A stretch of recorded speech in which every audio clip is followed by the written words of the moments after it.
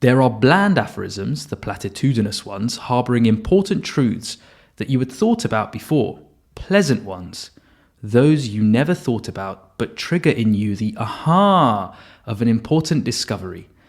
But the best are those you did not think about before, and for which it takes you more than one reading to realise that they are important truths, particularly when the silent character of the truth in them is so powerful that they are forgotten as soon as read.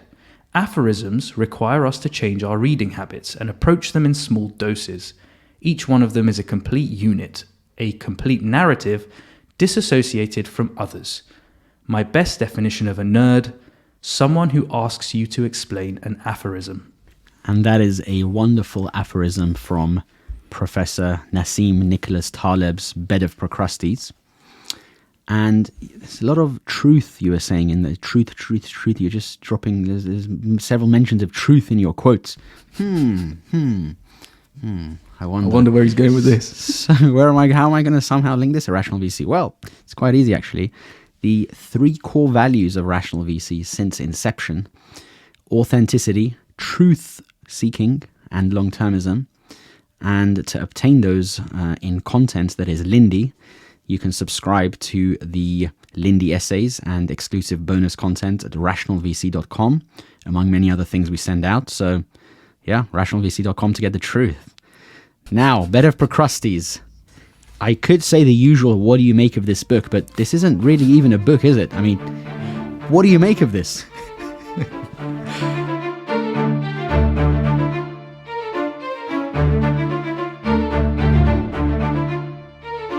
So this is quite an interesting book, if you will, from Taleb that isn't like any of his other books, insofar as it is a bunch of aphorisms. What are aphorisms?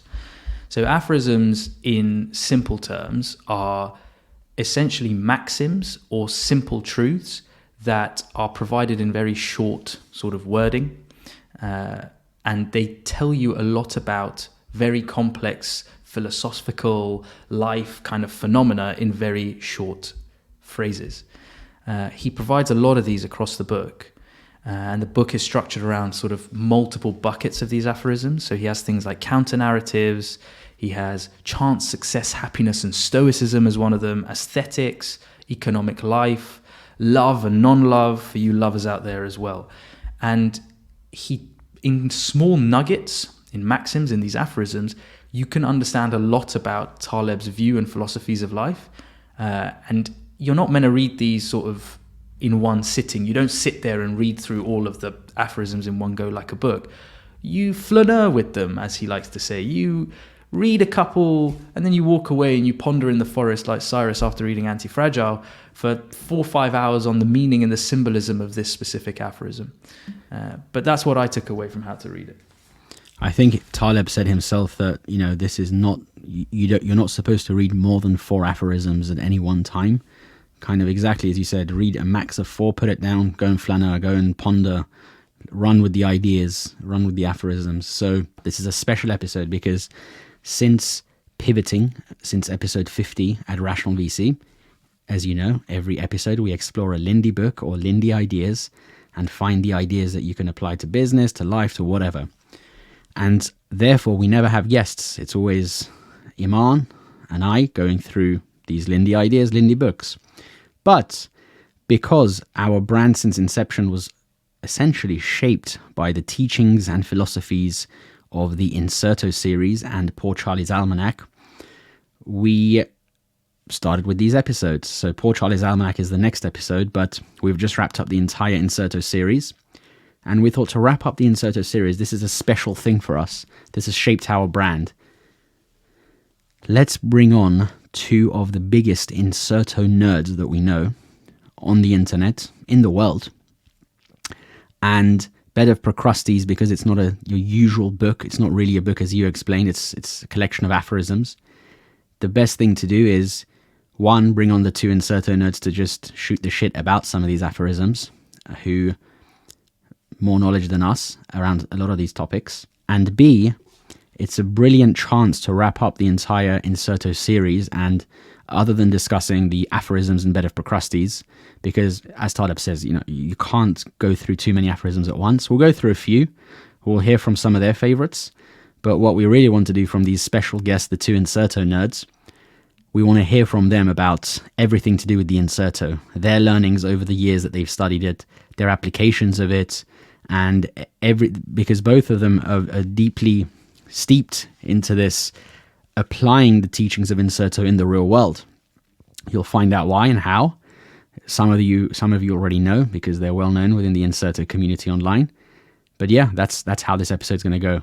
All right, so Cyrus has given you an overview of what we're going to do in this episode. But before we get into having a discussion with those two amazing Incerto nerds, let me give you an overview of why the book is actually called The Bed of Procrustes in the first place, and why the aphorisms are meant to provoke thought in the first place. So he starts the book essentially explaining what the bed of Procrustes is, and he actually talks about the Procrustean bed in multiple other books as well. So this isn't something that's standalone. In fact, this book was written, I believe, as his third book. So it was written after Fooled by Randomness and The Black Swan. And so you'll find the integration of some of the concepts from this book in the following books, which are obviously Anti-Fragile and Skin in the Game as well. If I may add, the version that I have from the Incerto box set, it is the revised and updated edition, and therefore this is after Anti-Fragile. This comes with the Incerto box set, but yes, as you say, it was originally published after Black Swan. So what is the Bed of Procrustes? It's a story, as ever with Taleb, that has its roots in ancient mysticism, mythology, and legend, and it's about Damastes, who was a bandit, and he was the owner of a small estate on the road to Athens. So what he would do is he would have travelers going towards or away from Athens stop by his home from time to time, and he would wine and dine them. He'd get them nice and drunk and enjoying themselves. And when these guests were nice and finely drunk and it was quite late at night, he would offer them to stay at his house. He'd say, you know what, sleep round. The thing is, Procrustes himself, or Damastes, was a nutcase. And he essentially had this iron bed on which he forced his victims to lie down in terms of their going to sleep. But what he would do is he'd make them fit this bed. So it was not the person that would have to... So it was not the bed that would have to fit the person, it's the person that would have to fit the bed. He'd cut off their limbs if they were too tall, and he'd stretch them out if they were too short, in order to make them fit the bed perfectly. And this is where the name Procrustes comes from. Procrustes means the stretcher. Now, obviously, this is metaphorical, as is everything in mythology. And the point is, it symbolizes the kind of arbitrary standards that we use as people to enact and inflict conformity upon everybody. Everyone's different, but we apply the same rules to everybody. And when you force these pre-existing frameworks, criteria, systems, you distort what is originally meant to be the purpose. Now, Taleb himself says the purpose of the book is to shed light on the fact that as humans, as feeble humans, we always focus on the wrong variables. We're focused on the human instead of the bed. And so this brings forth this idea that actually focusing on these aphorisms helps us move away from all of these innate problems we have as humans and provide the truths that we're actually seeking. And before the special guests join us, I think what we'll do, Iman, I'll say a favorite aphorism or two. You'll say a couple as well. And we'll just preface with, just as we have with the entire Incerto series, these are not book reviews. This is just exploring the ideas and seeing how we've experienced some of these, or how we can apply to our lives, how you can apply to your lives, etc. And one episode is not going to do any justice. We'll revisit these again in future. But after the next episode, which is Poor Charlie's Almanac, we'll be reviewing dozens or hundreds of other Lindy books before we revisit the Incerto and Poor Charlie's, because these are books where you have to study them, not read them, and you have to revisit them with improved understanding, maturity, and time. You take away new things every time, and you have to, as Taleb says, the best books are those who are reread, not you go through once. So, okay, so I think a favorite aphorism of mine. At the time of recording this is actually on my LinkedIn. Let me pull up my LinkedIn bio about me section, because I get a lot of messages from people, or even in real life, people are like, ha, ha, ha, ha, I can't believe you wrote that. How do you not get in trouble writing that? And as Professor Taleb says, I do not have an opinion because I am free. I am free because I have an opinion. And so, sounds tried and cliche, but again, core values of rational VC, one of them being authenticity. Just say what the fuck you think, And among other things, obviously my LinkedIn about section, I'll read a very short part of it. I say 3 core values: authenticity, truth-seeking, long-termism. I shitpost a lot on here. Please cut the fake corporate nonsense. We're all going to die one day. We don't have time for that. I optimize. We're not done yet. Relax. I optimize for 3 of the 4 leverage multipliers: code, check; media, check; capital, check; labor, red cross, as in no. Why not labor? Because managing people is my idea of hell. I'm not here to play status games driven by mimetic desire. As Nassim Taleb says, you don't become completely free just by avoiding to be a slave. You also need to avoid becoming a master. End quote. Rationalvc.com. And then I have another section I won't go into, but another quote I threw in there is cultivate curiosity and strive to become a little wiser every day. Charlie Munger. So the last thing, I'm not going through my whole bio, but this has actually had some laughs in the past when I had to go through interviews like a normie. At the bottom of my CV and in my LinkedIn bio, it says other interests: studying books by Nassim Taleb, flaneuring the oldest inhabited cities, and steaks after deadlifting. And then people laugh at that in interviews, and I'm like, it's not a joke. This is my interest. Are you making fun of my interest? Should I call the DEI department? Like, are you taking the piss? So we're going to hear about this. So that was my favorite aphorism, which is in the Chance, Success, Happiness, and Stoicism section of Bed of Procrustes, the version that I have here from the Incerto box set. And on page 31, that I'll read it again. He says, you don't become completely free by just avoiding to be a slave. You also need to avoid becoming a master. And he has actually an asterisk next to it with a note at the bottom which says, versions of this point have been repeated and rediscovered throughout history, the last convincing one by Montaigne. So yeah, that's I'd say that, I mean, I could say they're all my favorites. This whole thing is just fucking banger after banger every page, and I'm like, no, I'm not going to read just 4 and put it away. But yeah, that's one of many that I like. So fire it away. Give us another one of yours.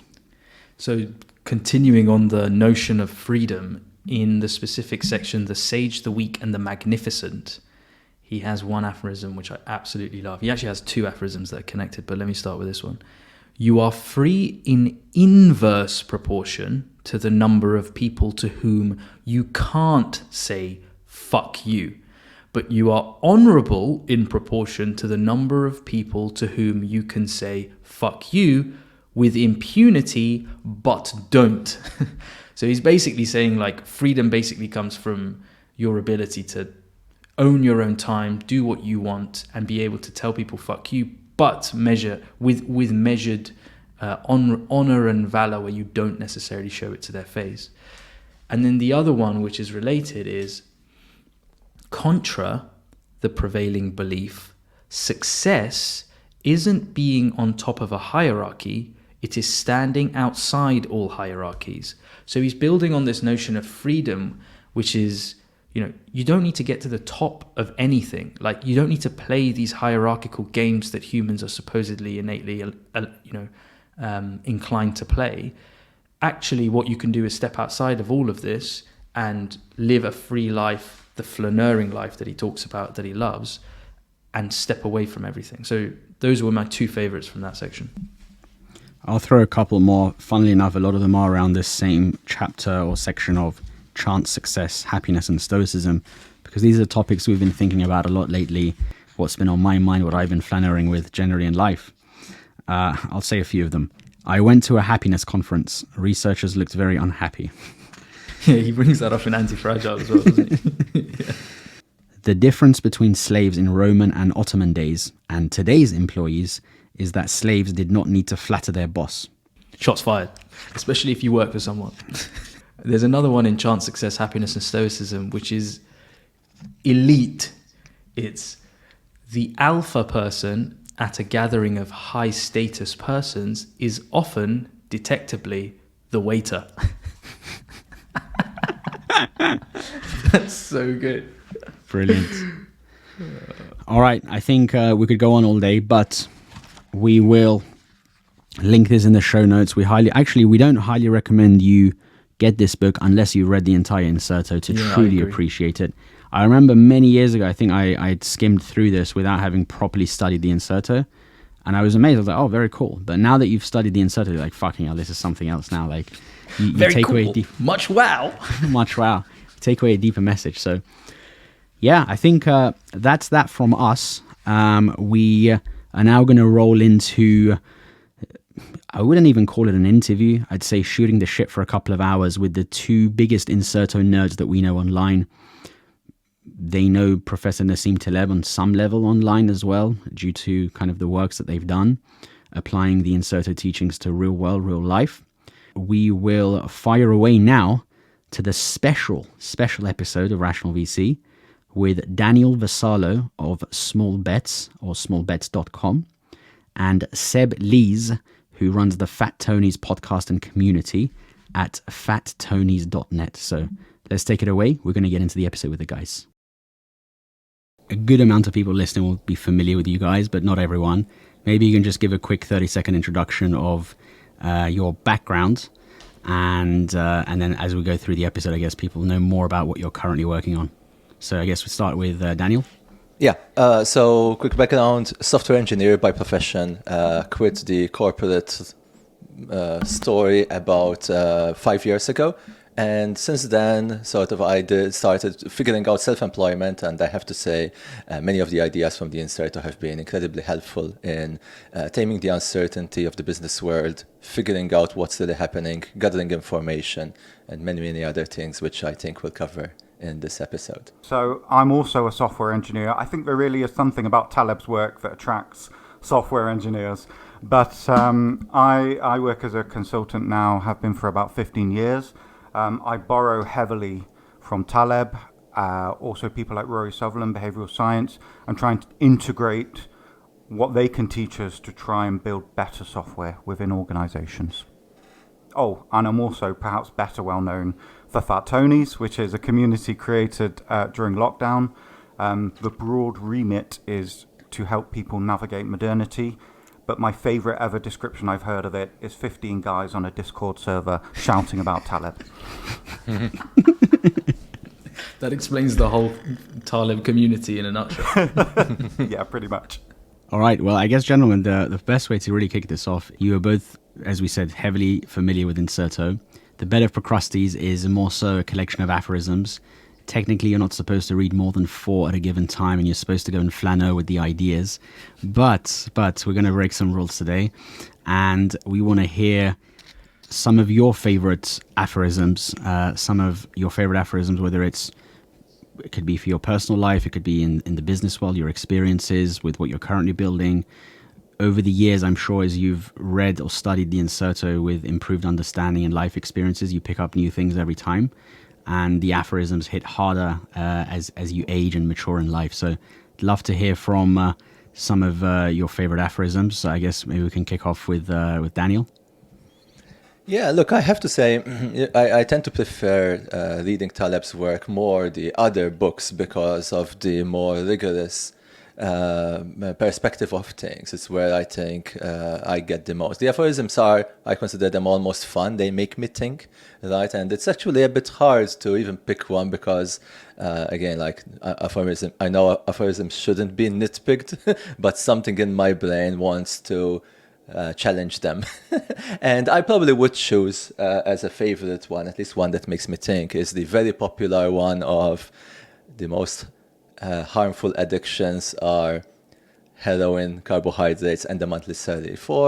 I like it for various reasons. First of all, I actually think as a generalizable truth, personally, that it's maybe not true that his monthly salary is harmful. I agree it's addictive, but I've something in my head wants to challenge the harmful part of a salary. Like I look at how humans evolved since they were hunter-gatherers, trying always to find stable, predictable work arrangements and lifestyle arrangements, right? And that seems something in our DNA that wants things to be more stable when it comes to very consequential things like earning an income, providing basic resources, providing food on the table. The discovery of agriculture was probably one of the first steps in stabilizing incomes, right, compared to the hunter-gatherers. And of course, since then, we continue to refine it. Maybe we've taken it too far. Maybe, right? It's a part of the poisonous in the dose. That's worth discussing. But the reason why I like the aphorism is that, at least for me personally, myself, my own preferences, the way I am, I certainly think that for me, a monthly salary was harmful. There's something in me, maybe I'm still more unevolved, more hunter-gatherer, and I feel like I need more variation in my income streams. I need a tighter feedback loop, right? The getting the monthly salary precise to two decimal places at the end of the month was removing some feedback loop from my life that I feel is necessary, and now I love that. And it was wearing me out, right? Probably in a really bad state, right? And I think I persevered. I had a career of 16 years working full time with a stable monthly salary, and I did well there. But at one point, I think I was on a point of close to my absorbing barrier. I had to quit, or probably I would have drove me crazy. And this was part of it, right? The salary, and also in which comes with it the reduction of my work to a very consistent slog, like a Monday to Friday, 9 to 5, 40 hours per week after week, right? The that kind of work arrangement, which I think come together. So it's very interesting. It really makes me think. And I really identify with it, but sort of to generalize it to everyone, I think it's worthy of discussion. Can you maybe we double click on that, Daniel, because you've put tweets out before, and some of these tweets are absolute bangers. So you've talked about, this is where I'm like reading the tweet and nodding as I'm like sipping my coffee, because I resonate. I explained to you before we got on how previously I worked in investment banking, quit, went through sort of, you want to call it randomness for a few years in these sort of fields of entrepreneurship and bootstrapping businesses and stuff. And then I decided to get technical. I worked at Tesla as a software engineer. I told you I've literally just quit. I think I resonate. Maybe, I don't know, maybe it's an immigrant thing. There's some internal friction coming from a place of turmoil where you just have zero patience for bullshit. Maybe not, I don't know. That would also in itself be fooled by randomness to try and pinpoint the reason. But the reason I love your tweets is around these topics, especially if people are not familiar. We'll try and throw a few up on the screen in the edits here if you're watching on video.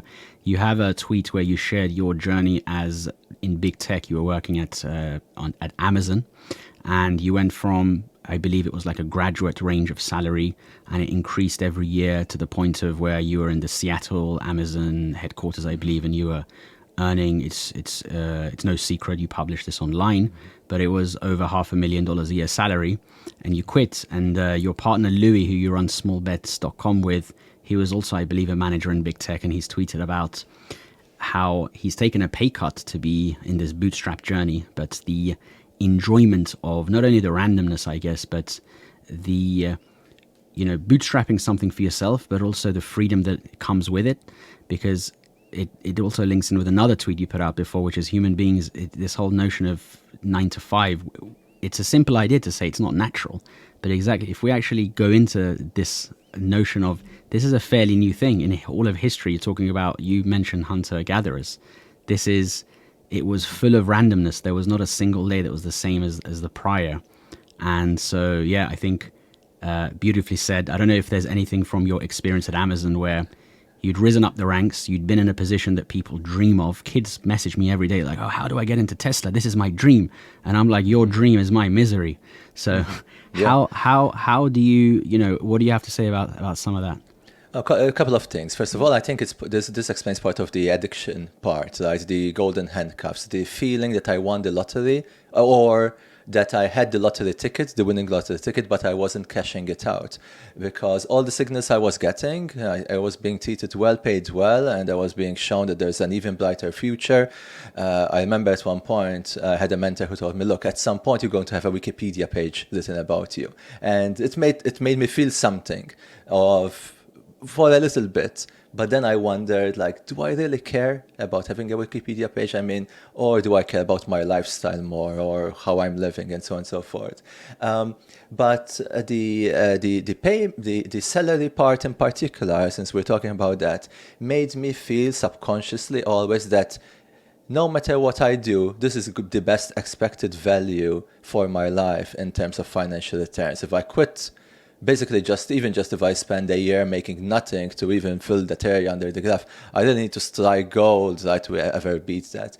And the only way I managed to break out of that handcuff, right, that addiction, is by accepting, look, actually I'm going to be making less. And the reality now, 5 and a bit more years later, there hasn't been a single year that I've made more than I was earning in the last few years at Amazon.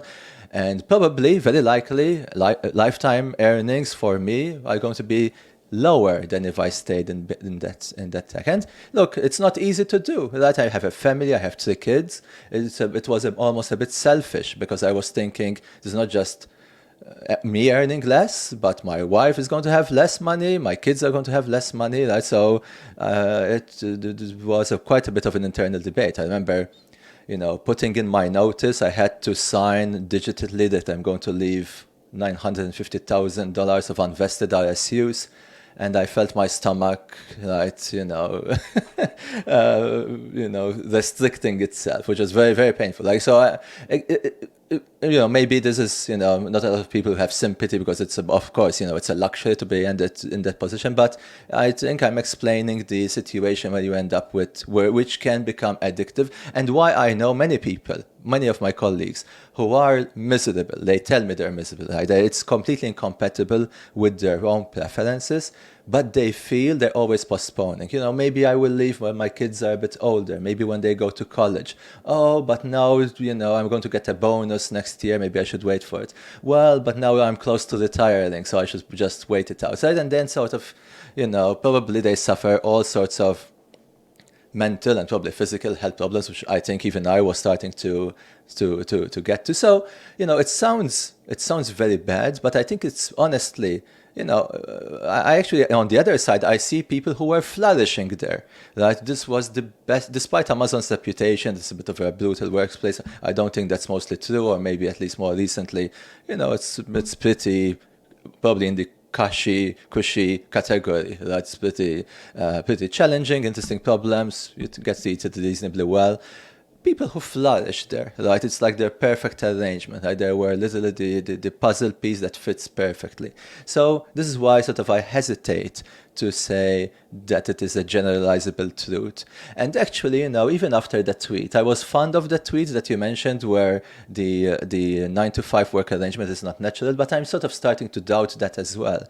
Because maybe, right, as we mentioned before, look, humans have been, if you were to look at it, and I think Nassim mentions that in one of the books in the Incerto, that the Homo sapiens has been maybe around on planet Earth for say 200,000 years. For the first 290,000 years, lived as a hunter-gatherer. You should say, it's easy to assume, our DNA is to be a hunter-gatherer, to deal with randomness, uncertainty. Imagine waking up in the morning, having nothing to eat. You have to go to the forest to find something. Like every step you do is a test of randomness. You don't know what you're going to see, what you're going to encounter, how hard you're going to work, what you're going to find. And then you find something, and then the next day the same thing. It's very, very fascinating. But when you think about it, humans back then weren't particularly remarkable, right? We were just slightly smarter apes, right? If you compare a chimpanzee with a gorilla, maybe one of them is slightly smarter than the other. I don't know. Humans in that setting were probably slightly a bit smarter. They knew how to start a fire, cook some food, do a few clever tricks with tools and traps, but they weren't particularly different. What made us different is the discovery of agriculture, the first major breakthrough in stability. Then humans suddenly became completely different. We put a man on the moon, we make heart transplants, we sort of build iPhones, we do crazy, incredible things, right? And you have, I think, to accept that it seems like our DNA has been expressed the best when we had this stability to some degree. When we tamed nature, we're not fighting with snakes and lions anymore. We open the fridge and find breakfast rather than having to go chase some animal in the forest every single morning. So are we truly hunter-gatherers, or are we actually farmers? Maybe we adapted enough in the last 10,000 years, or maybe there was always something in our DNA that triggered our ancestors to pursue stability to a high degree, and when they discovered it, particularly with agriculture and more so in more recent years, to actually embrace it and get the best out of it. And maybe there's some trade-offs, right? Like I'm saying, right? I think maybe something taken to the extreme. This is the dose-response relationship, right? And maybe it starts to become harmful too much. Stability, and that's certainly something that I think personally I experienced. But even now, as a self-employed person, even though I said I wanted the quick feedback loop, my income is always variable. Nevertheless, I'm still trying to increase the floor of my income, right, such that there's some stability, right? It's one of my goals to grow the business, right? And in doing so, I'm creating a more stable path. So it's interesting. I don't have answers, and here, of course, I'm speculating. Nothing of this is data-driven, scientific, whatever. Just me throwing out hypotheses. But yeah, so that's what I think I would comment on those two tweets that you brought up. Awesome. Yeah, I think we'll unpack some of what you said later, because one can now barbell their career, which is, notion of barbelling, have a safe job, and then in the evenings and weekends you're tinkering, and one is placing small bets. So that is where you are not going all in on the whole VC thing. We'll get onto all of that later, because we know you have some controversial views on VC, which we share. Yeah. Seb, I equally admire your background, because I know that you were non-technical many years ago, and then you decided to study software engineering at Oxford. And then, I'd like to get your view actually on conventional education in a minute, but after that, you've pretty much been self-employed for the most part the whole time, which is very impressive, and you've had some huge clients. I've checked out your portfolio on your website, so I'd love to hear from your journey as someone who is also on this topic of, we've discussed this aphorism, but also I want to hear after that your favorites, one of your favorites. I know there's many, but one of your favorite aphorisms as well, and unpack that. Yeah, absolutely. So, I'm very much a non-traditional software developer, which in my experience make the best software developers. So I think I'm in good company with you, Cyrus. I suppose I've had three phases to my career, for want of a better word. I had the dubious misfortune or dubious honor of going to business school for my undergraduate degree, which I absolutely hated with a passion. And I realized fairly early on in the degree that, this isn't a school that teaches you entrepreneurship. You don't learn entrepreneurship at business school. You are trained how to be a middle manager, how to be fodder for large corporations. And lots of arguments with business teachers, no matter whether it's a HR class or a finance class or a marketing class. All these guys seem to just draw a quadrant, and it's some BS model, and it's always 4 quarters to a quadrant, whatever class you're in. So I stopped going to classes and just went to topics that interested me. And if I'm completely honest, just got drunk and chased women for 3 years. And after that, was a bit buggered. It was in my 3rd year that I discovered Taleb. Very, very lucky to find Fooled by Randomness purely by coincidence in Waterstones one day. For international readers, Waterstones is a UK book chain. It's a little bit like Booker's, but with a bit more class, but not too much. And yeah, just addicted, absolutely addicted. And there's a few other books at the time, and really started getting heavily influenced from that.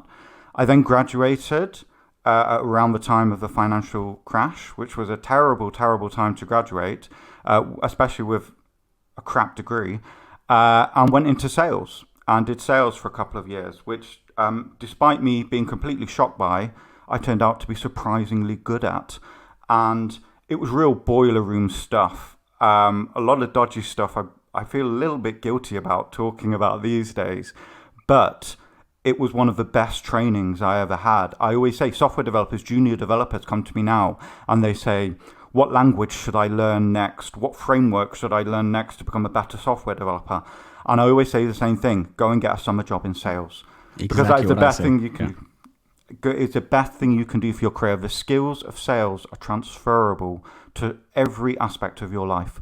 So I did that for a couple of years and then at the time, I was under the impression that graduates should join a graduate scheme. I realize that's a falsehood now with old age and wisdom. So I applied for some graduate schemes and I took anything I could get because, it was a financial crash. It was a difficult time. And I joined the NHS graduate scheme, which is a socialized medicine system here in the UK. And I was basically picked up. I said, you're going to manage an A&E department, an emergency department in London. And I was dropped in and left to do it, which was an absolutely fascinating time, a real baptism of fire. Again, some absolutely amazing stuff that you can only learn working in that kind of environment, but also nurtured an absolute hatred for bureaucracy within me, which resonates with Taleb as well. And one day I do plan to write a book about what I saw. I could rant about the NHS for hours.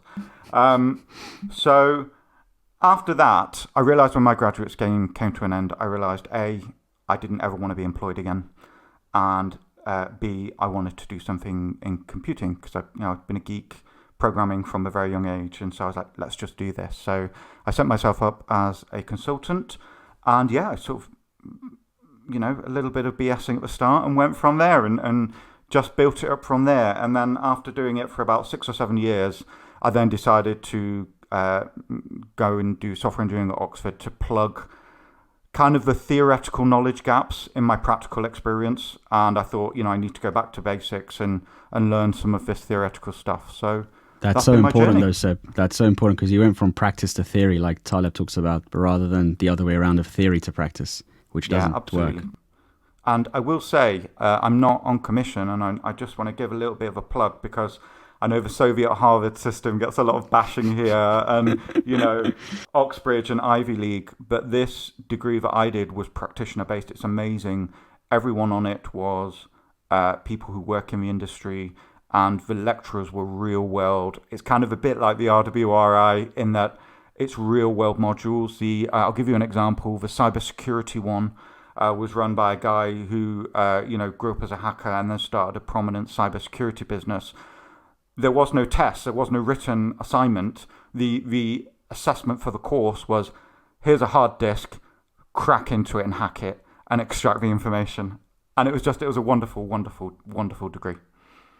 It's the MSc Software Engineering at Oxford, I believe, which I know is one of the rare few practical courses. But I know, Daniel, you've tweeted before equally praising the degree that you did at the University of London, because you said this one degree gave you a lot of earning potential, and obviously now a lot of people are anti-degrees, but I think your cases are both quite unique and different. Yeah, I did a correspondence degree with the University of London, which is certainly seen as a significantly lower prestige, credential. And I think I did it for practical reasons. I was still in Malta. The University of Malta at the time didn't offer a full computer science degree, and Initially, I took physics and computer science as a minor, and I couldn't stick with the physics. I just wasn't wired enough. Until then, I think I had managed to go to school without studying anything and just winging it. And then I realized I can't continue to do that anymore at this level. And that basically cropped up as an option.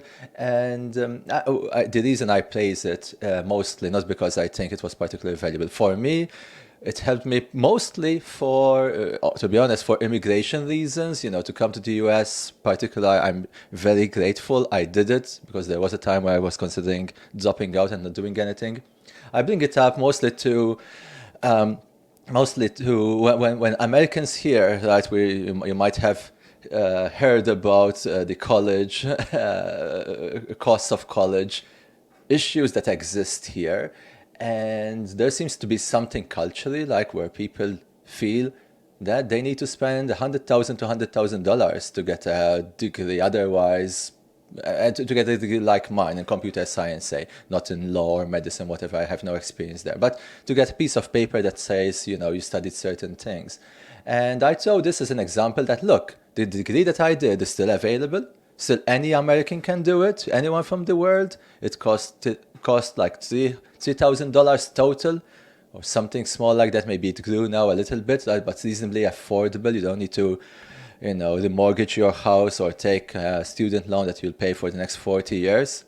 And it's going to probably open the same doors, at least from a credential standpoint, right, that everything else does. Sure, I'm sure going to Harvard or going to other places might have some other side effects, maybe some bad, some good.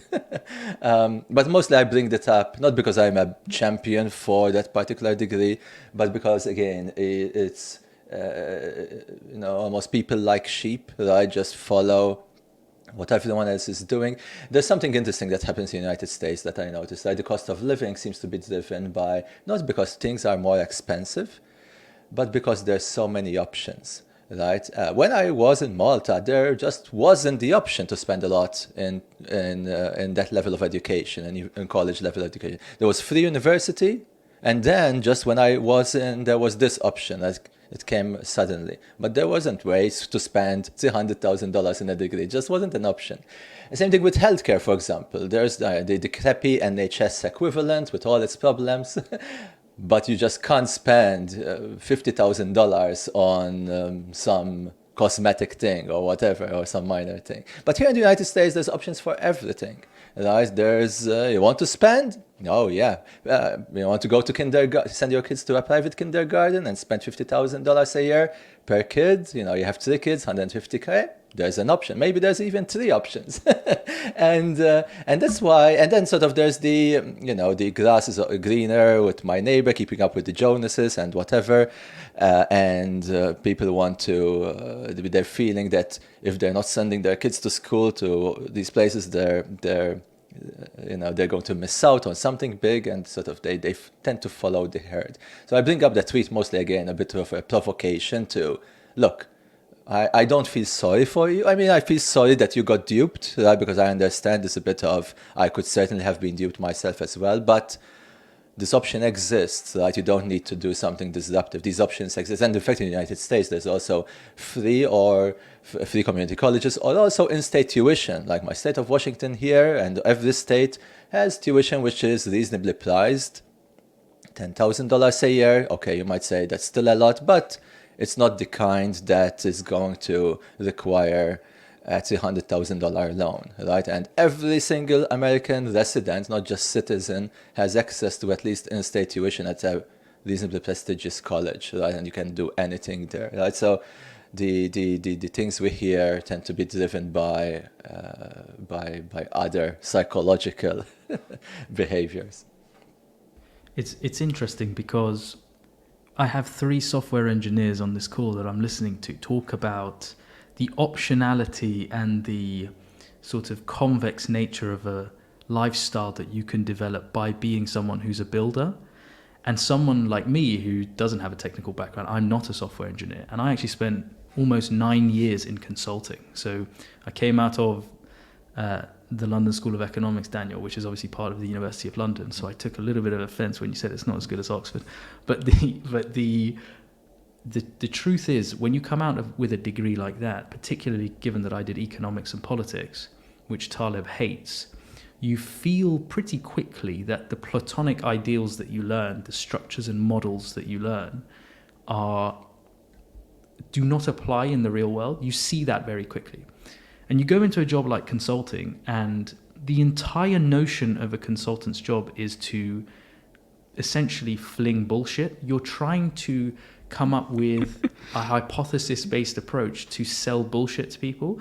And the thing is, people buy bullshit, so there's a massive market for this stuff. Like, people like being told what to do, even when you're not doing it. And why do I say all of this? Because for those listening who necessarily aren't in a position like a software engineer, who have that agency and ability to build.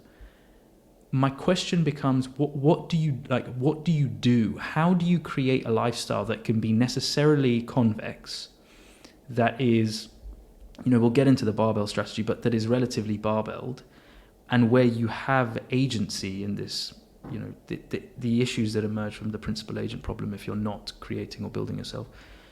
And for me personally, when I left consulting, it was like 6 months of just unlearning all of the BS that I was taught, and then trying to find something that works. Whilst obviously we were running Rational VC for like 4 years before I quit also. But the advice that comes from you in a more generic sense, both from Daniel, yourself, and Seb, would be quite useful to those who don't necessarily have your technical skill set. So I'll open the floor to that question as well. Should I go first? Yeah. So I think, Iman, I think the first thing I probably was going to react to is it really important for our lifestyle to be convex? Like, and what does it really mean? Like, let's say a doctor, right? A good profession, well respected, certainly important to society. It's not a builder type of profession, and probably it's not convex as well, right? It's stable, it tends to pay well. I think, in fact, Taleb uses the profession of the dentist and as an example of Mediocristan profession, right, where no matter what happens in the world, there's always going to be people with toothaches, and they're also going to be searching for dentists, and chances are they want to go to someone who knows what they're doing, right? So you get that stability. But, is it really convex? Probably not, right? It's unlikely to have those properties. So this is something that made me think a lot. There's this advice, and I think in the Black Swan, I think you had mentioned it in one of the earlier podcasts, right, which seems somewhat inconsistent with what the interpretation of many people get from Taleb's words, is that my best worst advice, right, where somebody told Nassim, you should find a scalable profession or a convex profession, and he concluded in the book that probably that was the worst advice. I would recommend people to choose a profession in Mediocristan rather than something that has the scalable convex properties. And it made me think a lot, because I started to realize that maybe I need to optimize my life for Mediocristan rather than for Extremistan. Maybe you can mix the two together with a barbell approach, maybe just for fun, or just to be in the game or whatever. But my focus should be on the stable part. And I look at professions like we were just discussing before the call started recording, that I have a piece of land and I'm trying to build a custom home there, and I'm dealing with all sorts of professions that I've never dealt with in the past: architects, structural engineers, wetland biologists, basically people doing freelance consulting, right? Basically just taking clients, doing reports.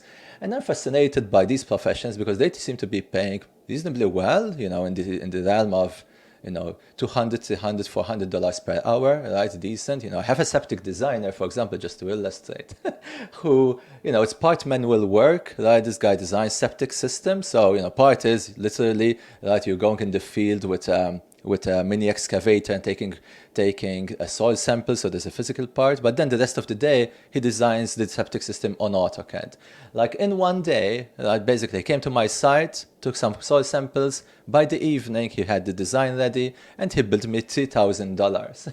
And it was fascinating to me how, look, this was at most he spent 24 hours, because that's how many hours passed since I first met him until I first got the invoice. So even if he killed himself with work. And I started thinking, look, does this person need something else? Does this person need a scalable career? Is he vulnerable? Is he fragile? Maybe he's somewhat fragile, maybe to competition. I don't know what the barriers of entry are for this kind of profession. Presumably they're not very low, but I don't know. Right? Maybe that's his fragile aspect. But a dentist, for example, is certainly not fragile to that. To become a dentist, it's a very long path. It's not like I'm going to snap my fingers and flood, the market is going to be flooded with dentists very quickly. So I've been actually inspired by these professions. I meet, again, the architect. I just had him in my house yesterday. We were discussing things. Actually, this seems like a nice arrangement. This guy is building houses. He decides which clients to pursue and which clients to avoid. He was telling me he stopped doing commercial work. He just wants to work with people like me, just building their own primary residence, no speculative builders, no big companies, just families who want to build a house for themselves. He enjoys it, clearly enjoys it. He charges a reasonable amount of money. He's not super wealthy. He was actually joking that he not even himself has built his own custom house. So maybe I have even more resources than him, which is a bit ironic. But who cares? Like, these people have built a decent lifestyle for themselves, completely living in Mediocristan and not even trying to escape it. And I have 3 kids now. They're still young, so I'm not yet having these discussions with them. But I wonder, when they grow up a little bit more, what I should be encouraging them to do. And I think I will encourage them to still pursue a Mediocristan profession, at least as a baseline. Even if they want to do something more speculative, by all means, I'm not going to hold them back. But I think having that security, right, that you have something that if you want to make ends meet, right, you have something stable, is so important. So yeah, like, I'm not driven by convexity anymore when it comes to profession, right? I'm actually probably driven by the opposite. I don't know if that's good or bad. That would sort of be my reflections over these years. And yeah, that advice from the Black Swan, I think changed something in me that was somewhat provocative, somewhat inconsistent with everything else.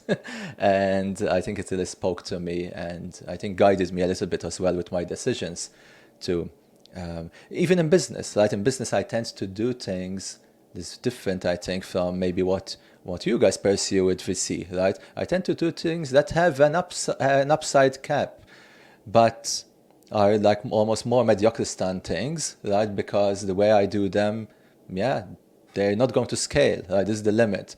I organize classes, for example, with a limited number of seats. I book 25 seats. It's like a restaurant with 25 tables.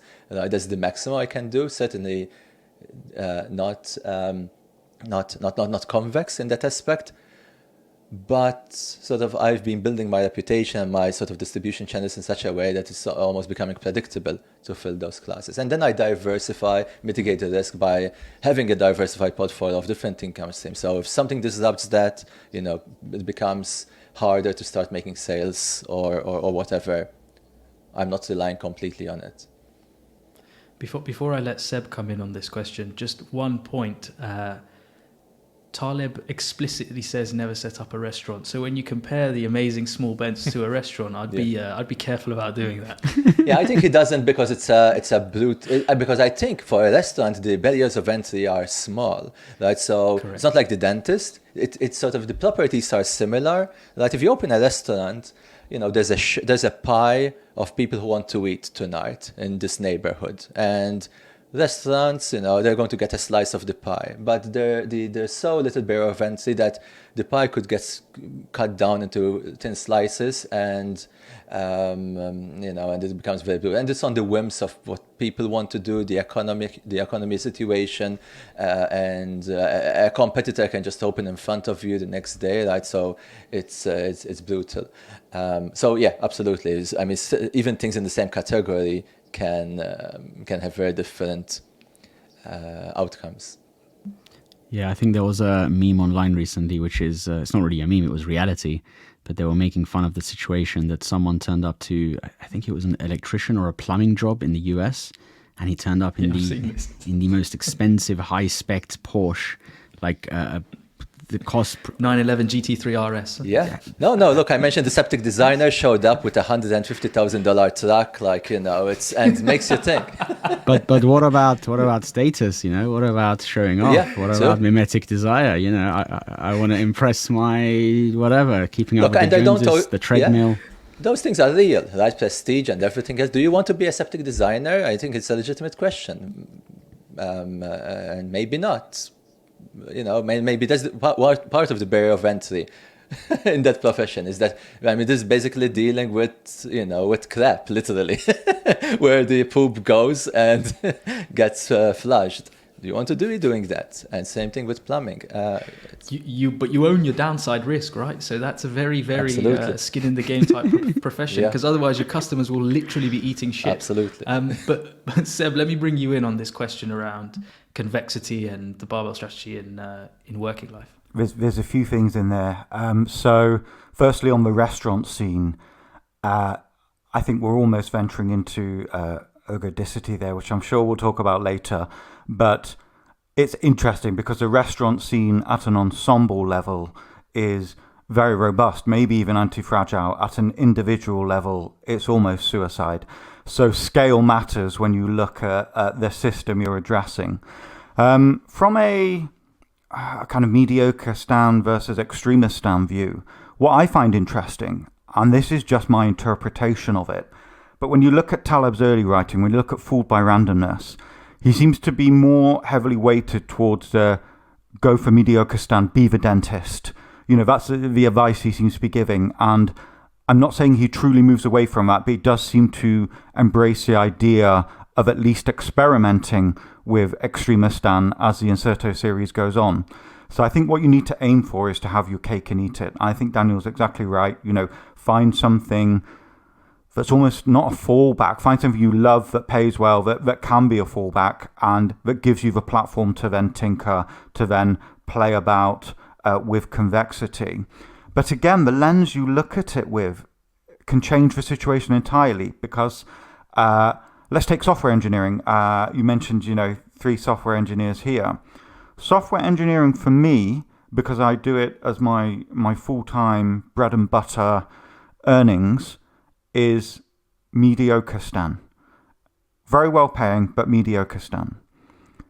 Anyone else that doesn't want to be a full-time software engineer, that already has a career or already has a different thing, if they learn a little bit of Python scripting or learn a little bit, that's Extremistan.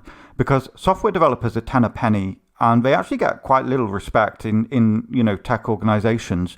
But if you have a different career and you know how to code, that's a superpower, and that gives you a convex relationship with the industry that your primary skill set is in, and it can really, really help supercharge what you want to do. So I wouldn't want to categorize, say, software engineering is Mediocristan or it's Extremistan. It's the lens on which you apply it to your life. I think they can exist in different areas of that spectrum. That's a huge compliment, so thank you, because I always say I'm a wheeler dealer who knows how to code. I'm not a coder. No, he's not complimenting you, man. Relax. He's complimenting Daniel and himself. I want to, while you're on that topic, so we didn't actually get a chance to ask you what's a couple of your favorite aphorisms maybe from Bed of Procrustes before we can move on to pick both of your brains on some other topics around Incerto. Sure. So I will say, slightly different from Daniel, Bed of Procrustes is my favorite of the 5, and it's the only one that permanently sits on my desk. And there's a reason for that. I'm going to digress slightly here before I tell you my favorite aphorism. Please. And I think at some point in the Incerto, Taleb writes about how he realized that he was writing the Incerto series in a fractal nature. And he has this grand overarching idea, which I like to summarize as, how do we live in a world in the face of opacity and randomness? But then that gets distilled in the books, and you can dip in and out and pick up the threads anywhere. It's beautifully fractal. And, the Bible is fractal as well. Not that I'm comparing the Incerto to the Bible. But what I think, I want to take that a step further. And I personally believe that human storytelling is perfectly evolved to have the highest compression ratio of information and wisdom ever devised. Because you can take a story and you can make a 2-hour Hollywood movie out of it, or you can turn it into a 5-minute parable or a 30-second parable and retain 99% of the information. So what I love about aphorisms in general, and obviously Bed of Procrustes, but what I love about aphorisms in general is they convey this enormous capacity to compress information into a sentence or two, which I find beautiful. And maybe I'm being fooled by randomness a little bit in the way that I love to be fooled by poetry, but I love to think about these aphorisms and unpack them. Now, that being said, my favourite one, which is also a very popular one, so many people will know this one, but it is modernity. We created youth without heroism, age without wisdom, and life without grandeur.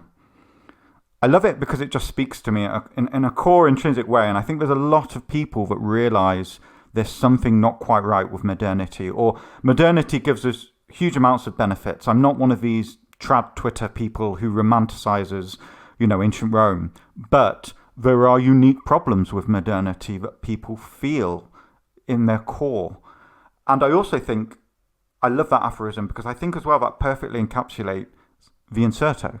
If you distill the wisdom of the Incerto into one aphorism, it will be that one for me. Brilliant. Yeah, I really like that one as well. I want to move on to some of the topics of the Incerto. We've dropped a few of them already, and we said we'll come back to them. One of them you just mentioned, which is ergodicity. And I've seen, Daniel, you've tweeted about this before. You see some tweets occasionally, and you'll quote tweet it, and you say ergodicity, and you'll give your views on things. So I wanna unpack this topic, the concepts from your point of view, and modern day, and also real world. What you're seeing and your views on things, and just your takeaways from this. So I think a lot of people may have read Incerto once, but it's not something to be read, it's something to be studied, and they may not have taken away the true meaning. So maybe you can give some of your views on this topic to begin with. Yeah, so I think it is certainly it was very important to me to understand that the collective and the individual can experience different trajectories. It's not something that I never ever reasoned about that way, and it allowed me to start to acquire information in a different way from the world. Right, I started to realize that I was getting fooled, sometimes intentionally, by people who pinpoint to collective benefits, but then if all the individuals in that collective are seeing a completely different experience, and I'm an individual, what I care about is my individual category. And this, I don't know, like it was one of my, I think, maybe we can discuss, I don't want to bring up a hot debate, conflict of interest between VCs and startup founders, because the VC has the collective interest, right, and of the portfolio, and the startup founder has the individual interest, right? They want to find out good outcomes from themselves, and the things that optimize for maximum results at the collective tend to sometimes be the opposite, or very different at least, or at least intention, to be more precise, for optimizing individual performance. So you start to see this a lot, right, in politics, sort of in the economy, right, where the data shows some collective thing growing, right? The economy is growing, but everyone could be getting, or 99% of the people of that economy could be getting poorer.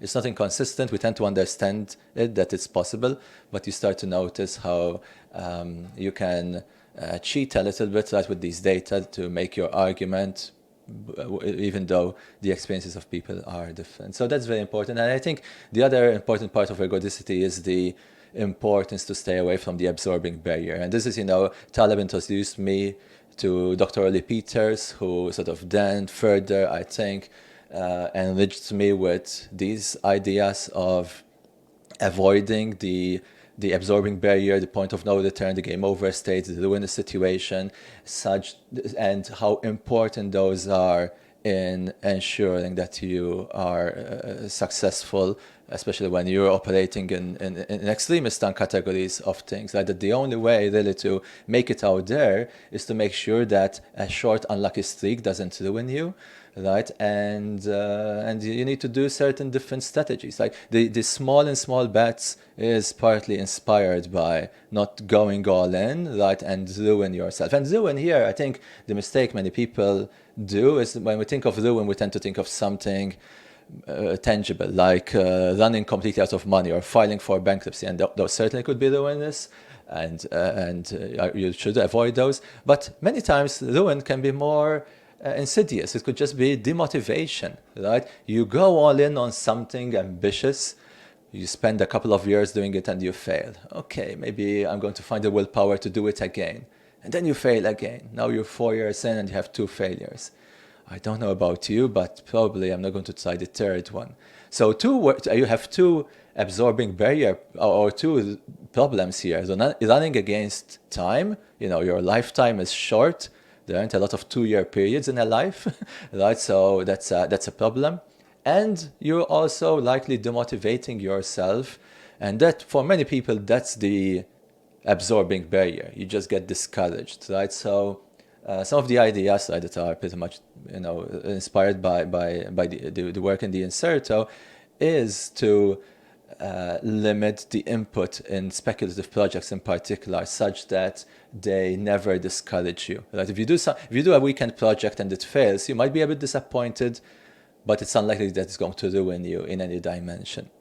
This doesn't mean that it should be just random projects, right? There's more to the selection criteria of what you should be doing, but it's sort of one part of mitigating that risk. So yeah, ergodicity is a very, very important topic. I love that. I think Skin in the Game ends with that topic because I think it sort of covers a lot. To be completely honest, I think I got it more, again, Taleb introduced me to the concept, but I really understood it more when I heard Dr. Early Peters present it. Like there was something in Peters' messaging that really worked. Just a point from what you raised, the small in small bets, referencing the absorbing barrier. It is in Skin in the Game that he also explains what rationality is, and that is the avoidance of systemic ruin, which brings us to rationalvc.com, which is why we also, apart from the oxymoronic nature of the term rational VC, given its extremistan and not rational, the point is that what lasts longest and what is the most averse to loss actually is rational, because it has worked for so long. It is Lindy because it's not going to hit the issues that a non-ergodic time probability system would create. So I love that Small Bets is based on that, because rational VC is also based on that same concept. But on that ergodicity point, Seb, anything you want to bring up or add on this complex topic? It is extremely complex. I'm gonna paraphrase Richard Feynman here and say, if you think you understand ergodicity, you don't understand ergodicity. And I'm not sure I truly understand the deeper implications of it, but I love borrowing it at a higher level. And again, similar to Daniel, I was introduced through Taleb's work, but what really clicked for me was a guy called Luca Delana, who I know, Daniel, I think you've spoken on your Small Bets course, and he wrote a book simply called Ergodicity. And that is a phenomenal book, I think, a great introductory book for anyone that's interested in that topic. And he gives an example, which was a real aha moment for me, of the skier. And he said the greatest skier in the world isn't the greatest skier, it's the greatest skier who survived injury up until that point. So this central concept of you have to avoid ruin to stay in the game, I think is a really, really key aspect of ergodicity for me. And I think as well, just this idea of starting to think about the world in terms of ensemble versus individual. And this concept of you can pick Russian roulette or normal roulette, and 10 people at a roulette table are going to have a different outcome than one person at a roulette table spinning 10 times. And one may lead to ruin, the other, you may have one survivor who gets an outcome. So it's an enormously powerful concept, and I think once you learn it, you start seeing it everywhere. And I think that's all I have to add. One thing I want to quickly go back to and actually dive into is Daniel mentioned venture capital. And obviously, Imana said the name Rational VC is in itself an oxymoron, and rationality is actually about avoidance of systemic risk or survival, more so. Rationality is survival. So our view, or my view, has definitely been in many essays over the years that majority of VCs, almost all of them, are charlatans, because they live off management fees, no skin in the game, subpar returns, barely return the fund, and then off they go into the sunset after living off all these management fees. Very few actually make, there is a pie chart somewhere of like the number of VCs that make 2x, pretty few. and then 3x is like you're off to the races, like very, very rare. And this notion of, you've taken some digs online, Daniel. I actually agree with a lot of your views on these topics around venture capitalists. You have a famous saying, paraphrasing here, don't be a bet in someone else's portfolio, as in don't be a bet in a VC's portfolio, because VCs are taking asymmetric bets. You know, they'll throw 100 darts, maybe 2 of them will become unicorns, the rest, they may fail or do mediocre, who cares? So the same notion of an asymmetric bet in your own portfolio, which is indie hacking, or doesn't have to be indie hacking, which is just tinker on projects, which you touched on, do something on a weekend or in a week, and if it fails, it fails. But the famous story of one of your acquaintances, Sahil Levinji of Gumroad was hacked over a weekend while Sahil was younger and working at Pinterest. So this whole notion of VC, I agree, the venture capital funding, in my view, should be reserved. And what we do now, we've taken a backseat for a while on doing syndicate investments, but our focus is the pod for now. But when we do investments occasionally from time to time, it's now focused on things that aid survival. So things which are deep tech, defense technology, life sciences, etc.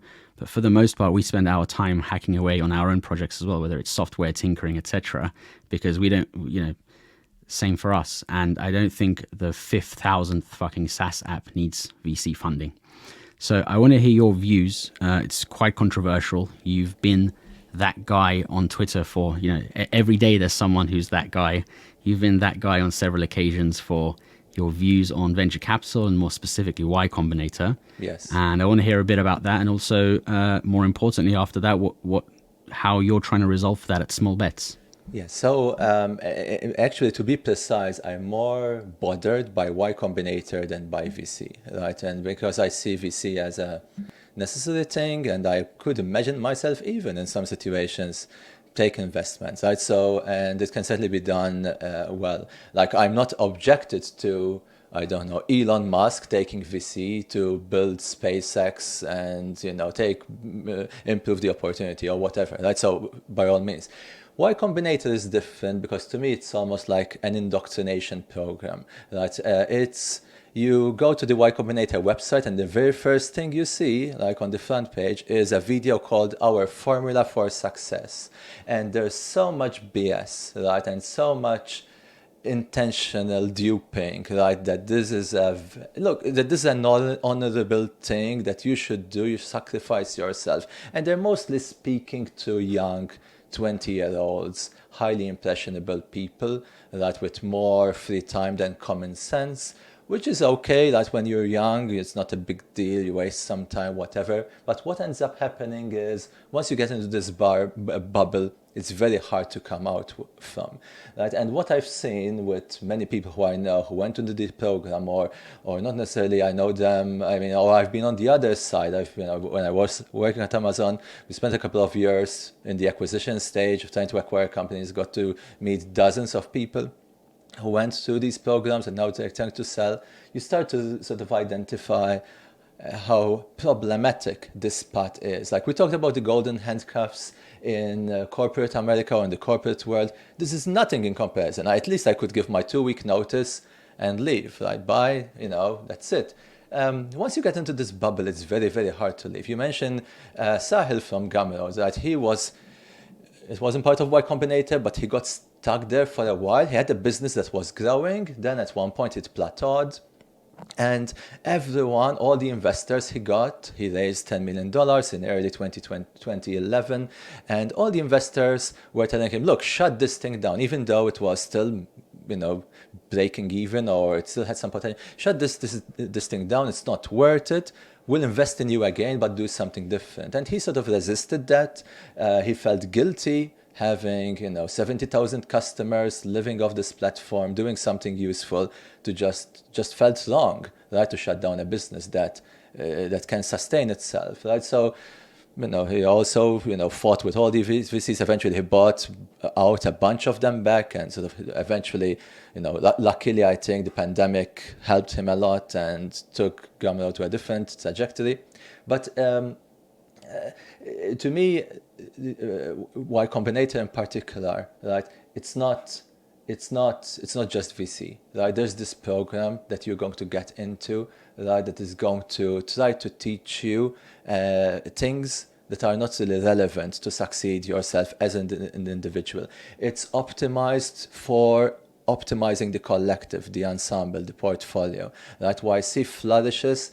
I like this analogy where if you're searching for buried treasures, a treasure hidden underground, right? You will not go. It's not a rational strategy to pick one spot and keep digging forever, right? For eternity. You dig harder, you keep digging, Doesn't make sense. A better strategy would be like what search and rescue teams, when they're searching for a missing person in an area, they break down the area in squares and they search to some reasonable degree in one spot, and then they move to the next spot. That's how you would want to try to find opportunity when you're trying to optimize for your own outcome. I just want to find a missing person.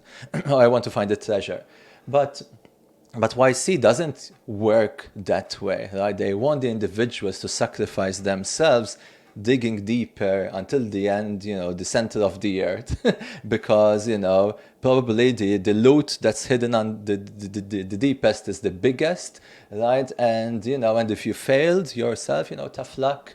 It was nice knowing you. You were a brave soldier, whatever. And this is all hidden. That is not part of the narrative, right? Of course,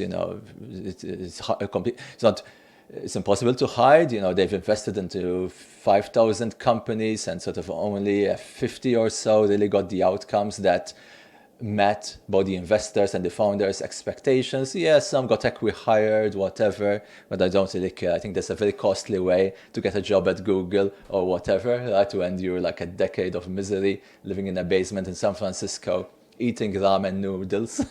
There's an easier way. You can just apply to Google. So there's all this posturing, there's all this formula for success nonsense when you're dealing not in Extremistan, but in Extremistan on steroids, right? And it's just brainwashing, right? And that's sort of, I think, what I tend to react to. Right, and they've been successful in that, right? It's in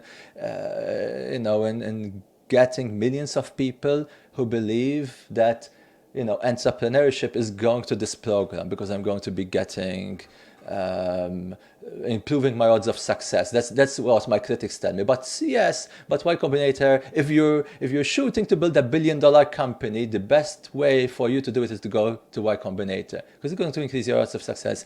Technically, it might be true, right? But look, you're not going to build $1 billion company, unfortunately. Right? The odds of you doing it in one lifetime are so low, right, that you're more likely to get struck by lightning twice, right? And yeah, look, if it's your money and your life, do whatever you want. But it's I think it's a narrative that has a big gaping hole in it. And again, it tends to only fool the 25-year-olds, right? And that tells you something. You rarely see someone with experience in their 40s applying for YC because they think they're going to get an advantage. That it's just incomputable. And that, I think, should make you pause.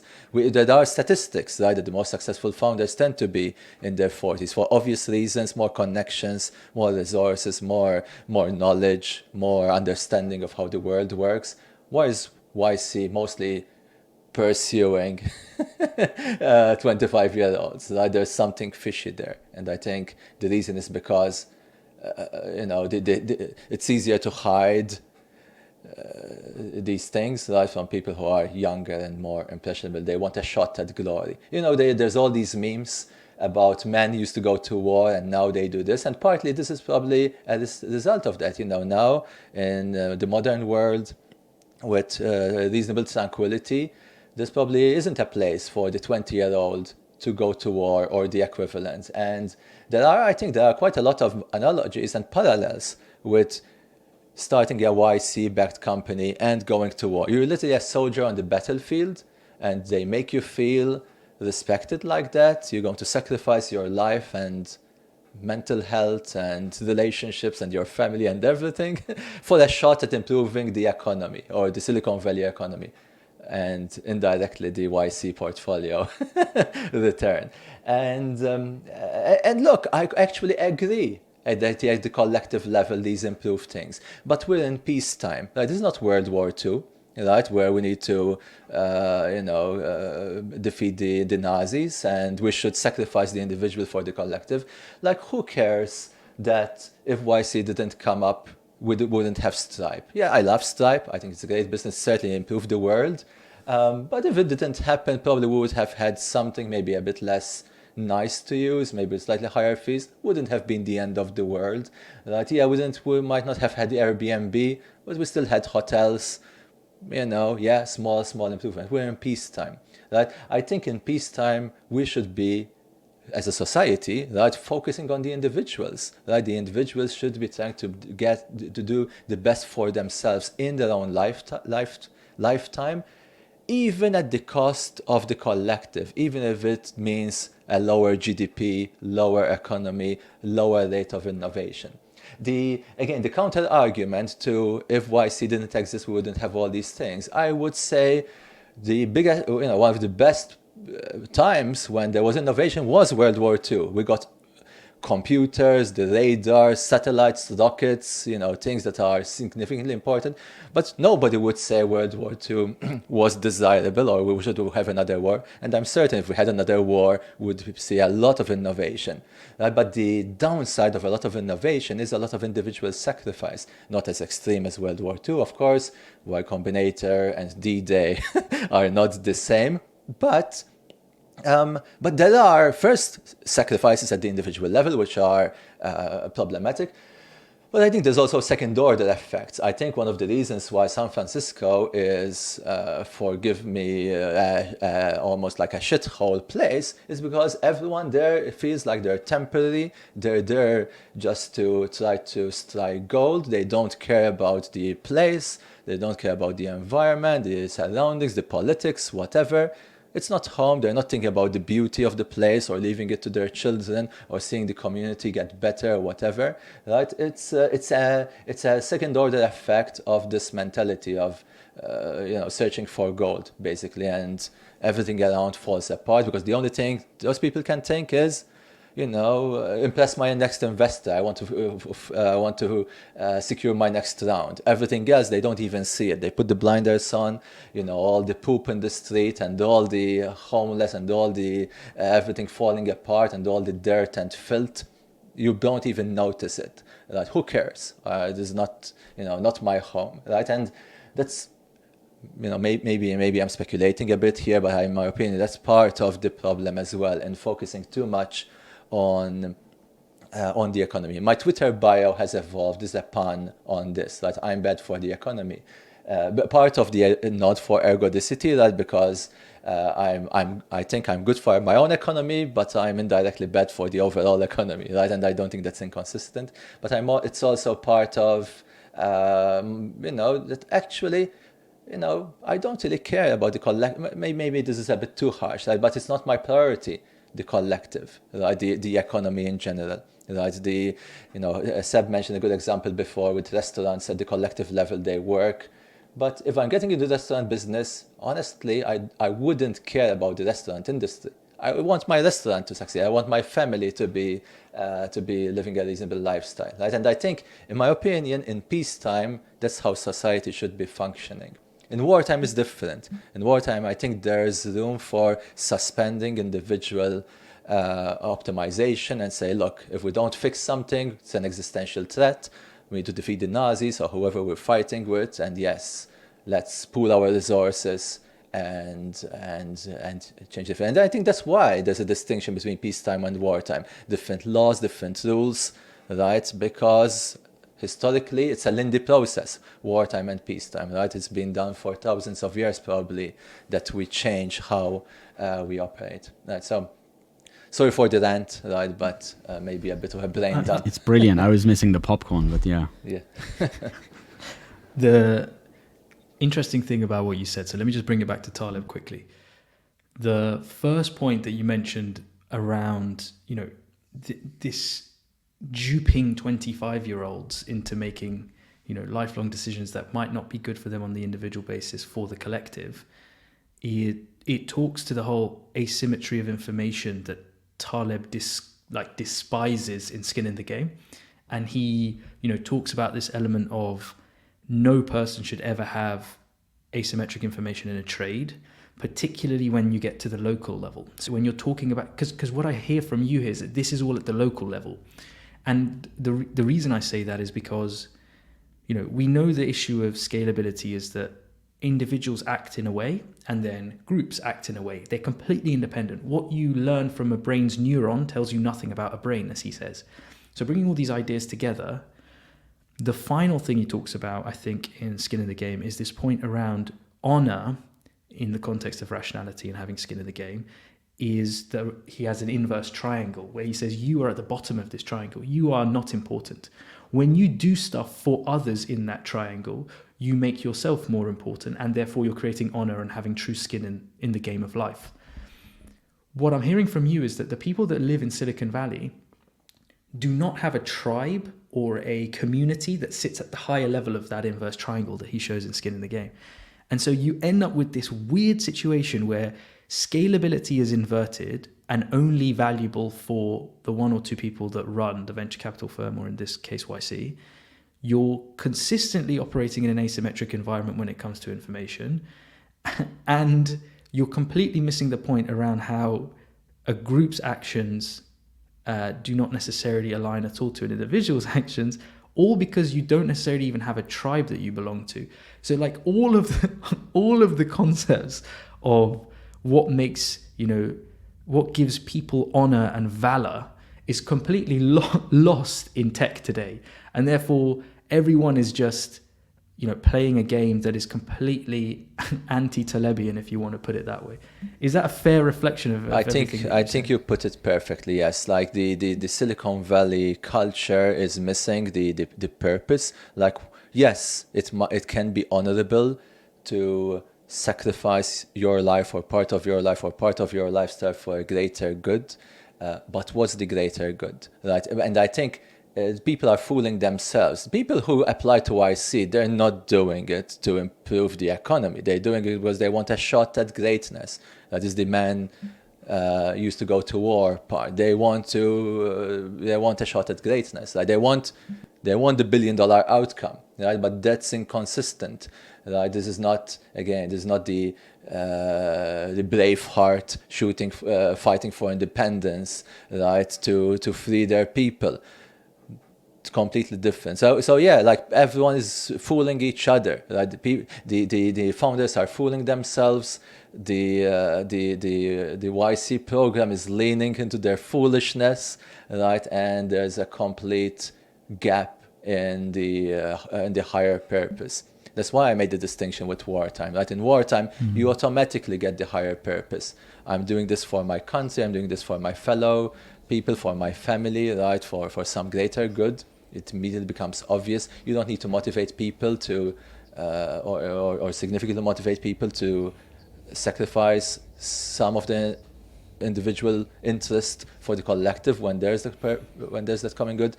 But YC is actively pushing to persuade you. Again, like the promotion that they do, they want to glorify it. Right? They want to make this.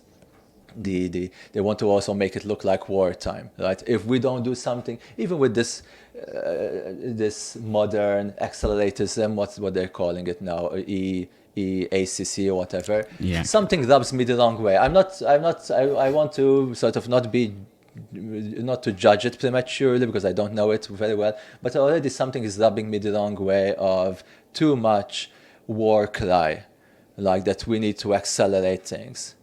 But why do we need to accelerate things? Again, like I'm not against. I like progress. I like technology. I like improving things. Actually, I think again, it's something in our DNA to improve things. We've seen it through our history. When I improve something, I feel very proud and satisfied. So I'm not against that. But improving it at what cost? Right? Improving it at large scale at what cost? Is it at the cost of individual lifestyles? Are you going to make ourselves more fragile in the process? I mean, these are the things that get missed in all these discussions, that which Taleb certainly never misses, right, when he talks about these things. But all these technologists, it never seems to be a factor when they're doing this rally cry, like we need to accelerate technology. Okay, yeah, but again, like at what cost? What's going to happen? It's all about finding complicated solutions for things that don't need complicated solutions. Instead of focusing on results and outcomes, you just look as an IYI, as an intellectual yet idiot administrator that he despises across all of his books. You're looking for something that's a complicated answer to a situation. And I think he's even got an aphorism, which is like, the solution should always be simpler than the problem. Otherwise, you haven't found a solution. And this brings me on to something that Seb mentioned earlier. So he talks a lot about bureaucracy, in particular academia, where he says, there's this judgment by peers, because peers are understood to be experts in their own field, and they don't open themselves up because they're fragile. They don't open themselves up to creating an anti-fragile society where they can be judged by others. So he says this famous quote, I think it's in a Google talk he gives, but also maybe in one of his books, you should only impress your accountant. The only person you should impress is your accountant. So talking to your experience, working in the NHS in particular, where bureaucracy seems to run wild, and is always a political agenda. What's your kind of view on this theme of complicating, like overcomplicating solutions instead of just finding results and outcomes? Maybe talking to your experience from working in the shit show that is the NHS. I will say it's easy to knock people within bureaucratic organisations. That being said, I think they are normal people. It's the organisation itself. It's a mechanism of bureaucracy that makes people act like this and makes these decisions. And there is also a filtering process in my experience, because the people who are anti-bureaucracy, who join these graduate schemes, who join at a low level, quickly leave. So, they try and make a difference, realise they can't. It's like holding the tide back and leave, and then go and start their own businesses or work in the private sector. So the higher you go, the more you have selected for people who like bureaucracy. Now, there's this, have you heard of Purnell's Iron Law of Bureaucracy? Have you come across that one? No. So I think it states, I might be paraphrasing slightly here, but in any bureaucracy, the people that are devoted to the benefit of the bureaucracy itself are always end up in control of the direction of that bureaucracy. So you get less and less influence on, or less and less direction towards the stated goal of the organisation, and more actual direction towards preserving the bureaucracy for its own sake. So in that way, all bureaucracies act like a cancer, and they grow and grow like a tumour unless they're kept in check. And it's not to say that bureaucracies may not be needed. I'm not an anarchist. I think there has to be some level in society. But then you come back to Taleb's idea of all institutions must come with a built-in expiry date. And I think this is his advice for protection against this cancerous growth of these organizations. So I think you have to have organizations that have a very clear, explicit goal. Just one goal. We are here to do this. We will either have achieved it by this date. If we haven't, either way, this organization will cease to exist. Now, in practice, that's going to be very, very difficult, because for the reasons I've just stated, this Purnell's Law of Bureaucracy, the people in charge of that will change the constitution at some point to extend the lifespan of it. So unless there's some mechanism that forcibly ends these institutions, you're always going to get creeping cancer. And, not to get too political, but I think we're seeing a lot of this in the UK at the moment with the current political structure. And there was a wonderfully hilarious tweet a few weeks back about some political correspondent who said, everybody's missing this big announcement by Labour. And it was the announcement that they're going to merge the Department for Transport with the Interior Subjunct Committee for Transport Affairs or something. And you do get people who live for this stuff. So I think it is a tumour. It has to be kept in check. I don't necessarily think it's the people themselves. It's a emergent behaviour, property of these systems. And I don't know what the answer is long term. I think an expiry date is a good starting point, an immutable expiry date. Something that I want to touch on is you are known for running fattonys.net, the Fat Tonys podcast and community. In the Incerto series, we've covered Fat Tony numerous times. Firstly, Iman is rubbing his hands for those listening. This is a brilliant part. We can't wait. This is my favorite. This is my favorite topic, man. Fat Tony is my favorite. Firstly, topic. Seb, why Fat Tony? Why just why? Why the name? Why the community?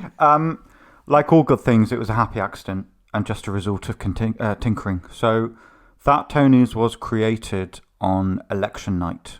The original Trump-Biden election night. And that election night, I just wanted to have a few beers and watch the election with a few people. So I sent a tweet out and, does anybody want to jump on a server? And a few people replied. I think 6 people joined. We had myself, Jack Connor, big shout out to Jack, he's a great guy. Alexis, who is a charming but slightly insane Russian guy, who joined many of the happy hours. I think once he joined like in the shower, live on camera. And Rory Sutherland joined, which really created a kind of, Rory would call it like a halo effect. So having him there was really the Convexity moment, because I think as soon as he joined, about 70 people piled on. So it's thanks to him really, more than anyone. And from there, it continued. This was in the middle of the COVID lockdowns. The lockdowns were particularly harsh in the UK. Nobody could go anywhere, and there seemed to be a real need for people to, have a pressure release valve. So Fat Tony's was created as a virtual bar and hangout space to have a beer and discuss Taleb and related ideas. And it grew and grew from there, really. We had lots of fun, hundreds of happy hours, conversations, discussions. We had numerous book clubs spawn from this, a sci-fi movie club. Lots and lots of people piling in. And to be honest, at one point it got a bit too big. So I shut it down. And we had... Have you heard of the Eternal September? Are you familiar with this concept? No, what is it? So this is an early internet thing. So in the 80s and 90s, it's fair to say if you were on the internet, it was a niche, slightly geeky interest. And online communities and had, their ways of working, they have their rituals, they had their community. And the adoption rate was slow enough that new people coming into that community would have time to see what the norms were and adopt them and be absorbed into the community. Apart from every September, when a wave of freshmen would join, have internet access for the first time from their college dorms, and be unruly and horrible and obnoxious. Now, anyone who is a regular gym goer will instantly recognize this as a January problem, when lots of people with New Year's resolutions join the gym for a month. Exactly right. They do not know the etiquette of the gym, and they annoy everyone. So what happened in 1994 is, and I'm showing my age here, but those old enough to remember, that's when the internet really started to take off in a consumer point of view. It was the age of constantly getting junk AOL and CompuServe CDs through your letterbox every day. I think at one point they consumed 100% of the world's CD making capacity. And it just flooded. The internet exponentially grew, and the old community was lost. Because the number of users growing was too big to be absorbed.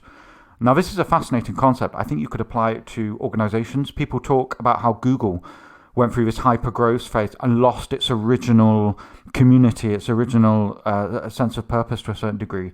If you wanted to get really controversial and political, you could maybe apply this to immigration and say, is there a flow rate at which a country can stop absorbing immigrants and assimilating them successfully? But when that happened, it became known as the Eternal September, because from that date in 1994, the internet has just steadily filled up with assholes.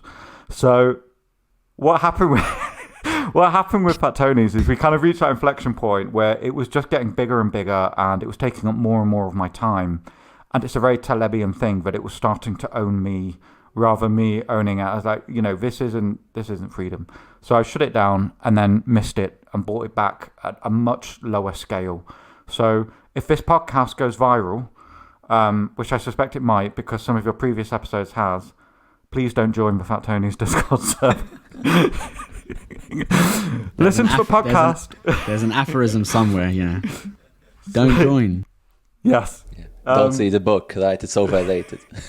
Listen to the podcast. Go on the YouTube channel. Follow Twitter, but do not join the Discord server. So that's Factonies, really. It's just a community of like-minded people. Taleb acts as a filter. People, very, very different walks of life from all over. But Taleb acts as a filter, or liking Taleb's work seems to act as a filter, and it gives us this commonality. And we've had lots of real-life meetups. We had a meetup in Milan last year, in Chicago. And yeah, it's a great community. Can we discuss Fat Tony himself from the books? Because I'm wondering, of all the names you could have picked for the community, why you picked Fat Tony. Iman's shaking his head. The reason Iman shakes his head, because us as Iranians have many Fat Tonys, or as Iman calls Tehran Tonys in London, who resemble Fat Tony himself. But let's say the North London version. So shout out to Mr. Ali Carpet, who I'm seeing after this podcast for a nice Lindy dinner. You're going for a nice Lindy huge dinner, but... Please get him on as a guest. I listened to your previous episode, and all I thought at the end was, I want to meet Ali Carpets. We'll make it happen. We'll do a meetup with you in London and Ali Carpet with a Lindy dinner. But let us know why the, I wouldn't call it fanaticism, but why the what drove you towards Fat Tony, and tell us a little bit about what you liked about the character maybe from the book and what you learned. I think Fat Tony really resonates with people throughout the Incerto series. I think because I think everybody knows or has known a Fat Tony at some point in their life. And B, because there's this kind of instinctual anti-BS element to him. On saying that, I think Nero Tulip doesn't get the credit he deserves. I would consider myself more of a Nero Tulip than a Fat Tony. And I think of the two as kind of the superego and the id of Nassim's personality extrapolated. And I love it when they engage in that almost Socratic dialogue between the two. But Fat Tony, for me, kind of epitomizes the don't be a sucker, the kind of anti-sucker way. And if I were to keep growing the Fat Tony's community, I would love to grow it into a kind of what I would call TED for non-suckers. And having this wisdom without the virtue signaling or without the kind of like overly pomp of TED. And I think the late, great, good friend of lots of people in the community, Jafar Ali, described Fat Tony's as an old style salon where people meet to exchange ideas. So I think Fat Tony would be on board with that. And the atypical Fat Tony story is the coin flip, right, from the Incerto. So there's a coin flip that's come up heads 30 times in a row. Someone says to Fat Tony, what are the chances of it coming up? And someone else says 50-50. It's like, no, it's going to be heads. The coin is rigged. And it's that thinking outside of the box. And I love that. And there's lots of this in the Incerto. I think there's a bit about casinos where Taleb gives a story about traveling to Vegas and how he hates casinos because they are the exemplar of the ludic fallacy, right? They're not true randomness. But then he was surprised because he went to this conference and it turns out casinos are full of long-tail anti-fragile events, normally when they get robbed, or when there's some kind of someone who hacks the system, or the famous card counters. So even in ludic systems, you get this Fat Tonyism, which I really like. So I think he appeals to people. He's a standout character of the Incerto series for me. Thank you. Yeah, brilliant. Daniel, can you tell us, because you also have a small bets, smallbets.com, which we've discussed where the name comes from, but let us know about the network itself, how the whole project came about for you, because you tinker, you've tried many different things. At one point online, maybe you still do, but at one point online you were doing woodworking and selling pieces or slabs of wood online, very impressive pieces of wood. It doesn't just sound like you chop something down and put it online. It was work. He's not a very good salesman of what. Pieces of wood. Yeah. Clearly, I'm not a wheeler dealer. I failed as my proclaimed. But over to you about how Small Bets came about among all the tinkering you've been doing over the years and what it's evolved to now. Yeah, it's actually some interesting parallels with Seb's story, although in a very different route. And I think the inception was again, an accident in 2019 where I was just trying different things. And one of the first successful projects financially that I had was writing a short programming book. I self-published a book called The Good Parts of AWS. It's a technical programming book, very short. So because I self-published, I didn't have to go to the process of the gatekeeper, having to please a publisher. So it was basically 50 pages of what I really had to say about this topic, and there was a long appendix of another 100 pages with examples, samples, and so on and so forth. And I really enjoyed doing this book. And it was very short, by the way. I wrote it with a co-author, and we spent less than a month, and it wasn't even a month full time. So this was more of a brain dump rather than a masterpiece. I'm almost embarrassed even to call it a book, because when you think of a book, you think, the Incerto. It's not in that category. This is more of an information dump of things that I knew that I think were helpful, however. Right? So I'm still proud of the work, but it was short and concise. And to my surprise, people bought this thing. Right? I put it on the market for $24, and on launch day, 200 people bought it. And it's I could start feeling the neurons in my brain changing, forming new connections for various reasons. Because actually I thought, you know what, I really had fun articulating my knowledge on this topic. And maybe this is a commercially viable thing to keep educating people about things that I've learned in my career. I worked with lots of different things. I had more to say, and I remember going to bed that night after launch day, made about $5,000 in sales in total by the first 24 hours, and thinking, you know what, maybe I could write a sequel. And actually, then I thought maybe I could write 10 sequels.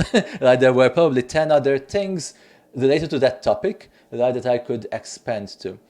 And this created a lot of light bulb moments in my head in the what you might call education space, right? Where I'm basically teaching others what I figured out, and this is not something that I would have imagined in a million years. If a month before you asked me what will you be doing, what do you think you'll be doing in 2019 or 2020, I don't think I would ever have come up with. It's not something that ever appealed to me directly, getting teaching, education, even writing. I like writing tweets or whatever, but even writing long form was never something that I had a particular pull. But this experiment shows me that maybe I don't know myself very well because it turned out this was exhilarating, right? The whole process from thinking of the idea to try to identify if there's a market for it. So even the commercial side, I started to really like that. The way how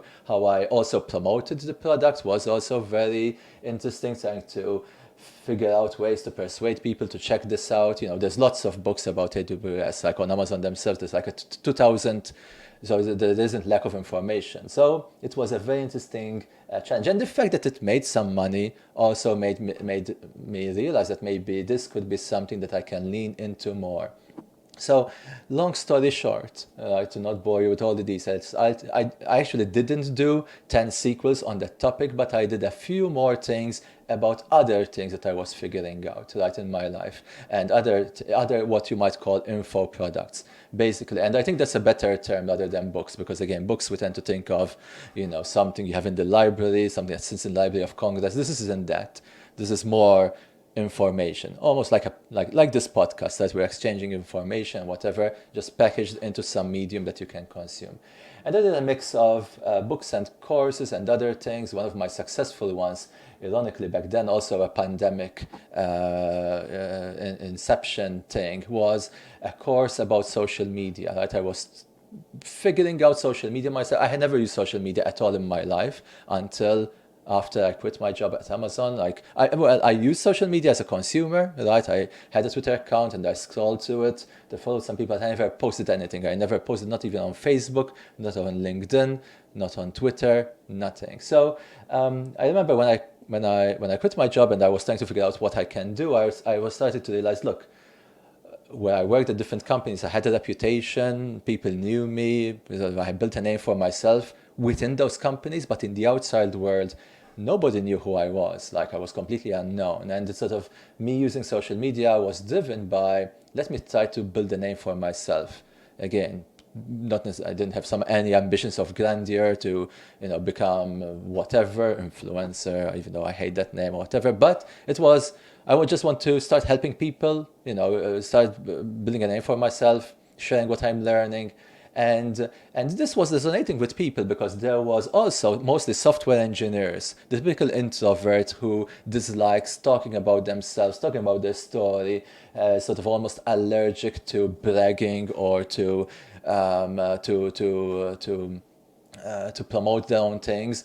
And sort of I was noticing that there was something interesting to these people that I was doing, and people were curious, and I was receiving questions almost every day. I'm not exaggerating, like waking up every single day getting DMs and questions. But how do you decide what you tweet about? How do you stay out of maybe these topics? Like how do you set up your bio? How did you get your first followers? How do you do this? Should you tweet like this or like that? And I was trying to help people, trying to answer, but then I realized, actually I have a bit more to say. And I recorded a very short video course, I called it. Like it was just a 1-hour presentation that I literally just set up a Zoom meeting with myself where I shared my desktop, and I just starting, again, mostly a brain dump of what I did when I just starting out, some of the mistakes I did, some things that didn't really make sense, that I wouldn't do again, some things that worked, how I discovered my voice, my writing style, and how I made this enjoyable to myself, and sort of pretty much an unstructured brain dump. And this product went really well financially. It made over $250,000 in sales, quite incredible. Still, this is an extremely stunting, right? I mean, I didn't expect it to do well. For the return of investment, probably one of the best ROIs that I've ever had in my life. It took me about maybe 16 hours in total, from the idea popping in my head to the product being on the market. Basically a weekend project, and it was also exhilarating. It was also an interesting project to produce, to promote, to see people's reaction to it. And it sort of spawned a bunch of competitors. I mean, I wouldn't even call them competitors, but it almost, a video course about Twitter became almost like a stereotype now. Like everyone does one. But I think when I did it was new. Not I don't know if I was the first one, but I wasn't inspired by someone doing the same thing. It was just a reaction to what people were asking me to do. And by the way, these were all $25 type of things. I saw low ticket items. So I tried a few others, some with less success. I tried selling even benchmarking information, spreadsheets, whatever. Some had mediocre success, some failed completely. The cutting boards was an interesting thing. It wasn't really an info product thing, but it was also trying to monetize my hobbies. Which I saw like 12 of those cutting boards. Wasn't a spectacular success, but it also taught me some things. But more or less, I kept getting pulled into this education space, right? And I was really enjoying doing it, and I was seeing the demand, people wanting to learn, and I wanted to teach people, again, without the BS, practical things, and things that are useful, things that have helped me, right? And mostly trying to articulate things that are easier to consume. I like the aphorism, I think the thing I'm proud of about the AWS book in particular, because AWS is a daunting topic nowadays. I can't understand how people figure it out nowadays if they're starting out. So many things, so many options. And I think I succeeded in making it simpler, right? So that aphorism, like there's this problem, which is AWS is complex. My book, I think, helps people new to the thing, seeing it in a simpler way. And I really like that sort of teaching aspect. So long story short, right, about 2-3 years later, one of my other educational projects was to try to do a mini course, 6-day session, very, very much inspired by Nassim Taleb's work in terms of self-employment strategies. This was very high level, very philosophical, talking about extremist and Mediocristan, talking about sort of selection criteria, ergodicity, these kinds of topics, right? So many of the things we touched on in today's sessions. And I opened up to my audience, and I said I'm going to open 25 seats. It was $275 per seat. And people signed up. I filled up the first cohort, and I kept repeating this. back to back. So it was 6 sessions over 2 weeks. As soon as I finished a group, I started immediately another one. So I pretty much was doing 2 a month, and I kept repeating it for 13 times. And I kept filling up the seats, and it was enjoyable. It had a bit of a trade-off that suddenly I found myself with things on my calendar because I had to be there live. Like was live, like what we're doing here. So I was doing my presentation, very casual, getting questions and responding, and sometimes taking off to discussions. And we had sessions that lasted like 3 hours. It was very, very interesting. But I started to realize that it was becoming a bit increasingly harder to fill. Every cohort, every group was slightly harder than the previous one. The first one filled up in like 4 hours. The second one took maybe 24 hours. The third one took a day and a half, until it started to look like I might not book the 14th one in time, right? I might open 25 seats and only fill 20 or 15, whatever. So it's a bit of skin in the game here, right? Where I started to, what should I change? I'm enjoying this, but it looks like I'm filling up my pipeline. Whoever is interested already took it. And I was thinking, like, should I try to experiment with price, whatever? And one of the ideas that I thought was, we had a group chat feature as part of this course. It was never promoted as part of what you're buying. You're only buying the sessions. So that was what I was promoting. But this was almost a happy accident. Again, it's very similar to what happened with Seb's situation, where people from the first cohort came to the group chat originally just to share notes and maybe just to share or to ask questions that were lingering after the session ended. But then the second cohort, people came in the same Discord server, basically, and they found people from the first group still there, and some connections started to get formed, and so forth, third, fourth, fifth, where this Discord server took a life of its own. Originally we had just one channel. There was no organization, because I honestly didn't really take care of it, right? I wasn't even paying attention almost. There was just one channel, and just people, randomly, lots of chaos. Basically asking for feedback, sharing their small wins, discovering an interesting tweet and posting it and discussing it. Like, it was becoming almost like a mini filtered version of Twitter, right? Some cool people without all the hate and drama and algorithm nonsense, where there were some interesting discussions. And then suddenly it dawned to me, because people were telling me, look, I joined for the course, but this Discord server is actually what I'm enjoying even more, right? I am staying for the server. And I did a bit of a marketing change, a bit Lolly Sutherland type of thing, right? I started to realize it's probably easier for me to sell a community rather than to sell the course. There's something about it, seems more compelling. Especially, this was a bit post-lockdown, like this was late 2021, early 2022, so we were coming, but there was still the desire, I think, to build connections online and so on and so forth. And I almost didn't change anything with the product. I still kept doing the course. I reduced it from doing it twice a month to once a month. But instead of selling, I kept the same pricing, $175 to join. But instead of selling the course, and as a side dish, there's the Discord server, I started selling the community. I started saying, look, join the community for $275. You get immediate access. And for free, right? I'm repeating this course every month. Here is the schedule for the rest of the year. You can join whenever you want. Come in, go out. You can join multiple times, whatever, up to you. And this changed the business radically, incredible. You see my sales chart, it was making so much, and then it like tripled, right, immediately. It was very, very fascinating how a small positioning changed things. And I liked this a lot, but something deep inside me was still bugging me, that I felt like I was almost over-promising and a bit under-delivering here. That bugged me. It was easy to sell, but I was noticing that even though the Discord was very active at face value, you see things going on all the time, and there's messages happening, right? You get that vibe that it's active here. It didn't feel valuable, right?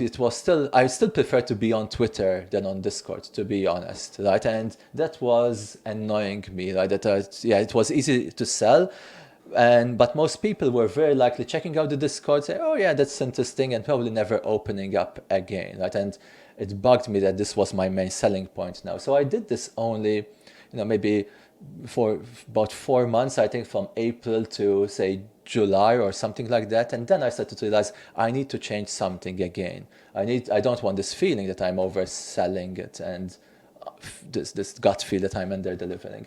And then it changed to, what if instead of making this about me teaching, what if I start inviting other people, right? There's so many other interesting people who have something interesting to share about self-employment, strategies, whatever. And my course was mostly very high level, very philosophical, again, talking strategies, ergodicity, whatever.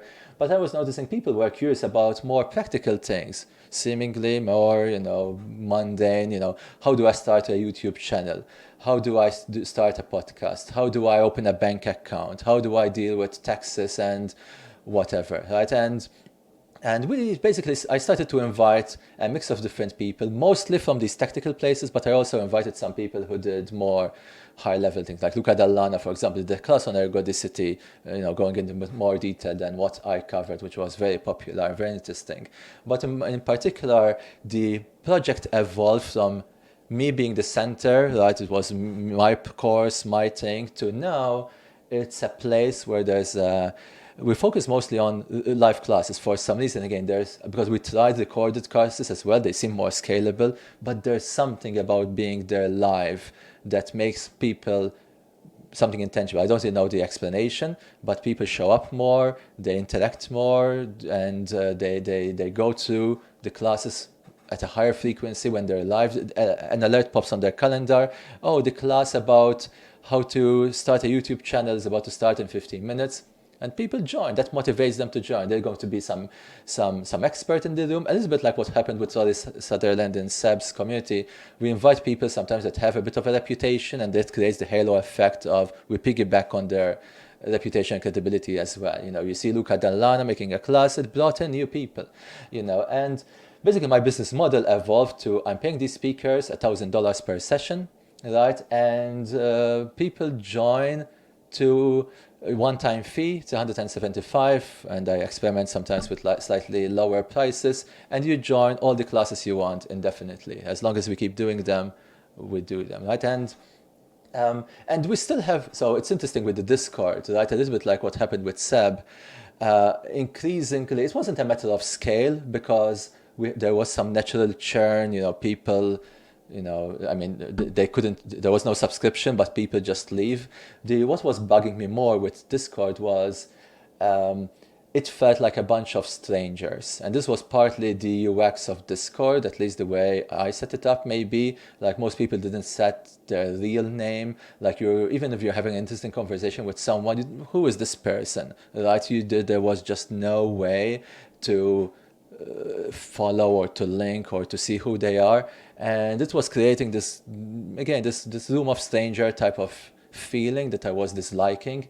And then recently, completely out of the blue, I think a gift fell onto our lap.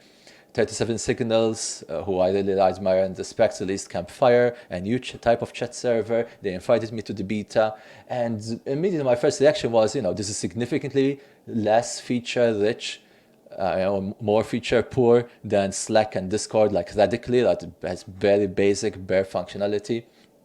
But actually, this has a very good vibe. There's something about it, right? It just feels friendlier. And we gave it a shot gradually because it was a bit risky. Discord was still a big thing for us. We had 5,000 people, members there.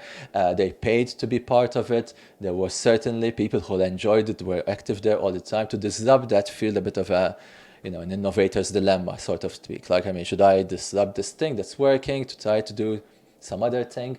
So we started inviting people gradually to the new Campfire, and immediately I think I started to notice there's something intangible, hard to describe what it is, that was making this way, way more enjoyable. I think one of the main things is that almost everyone is there with their real face, with their real name.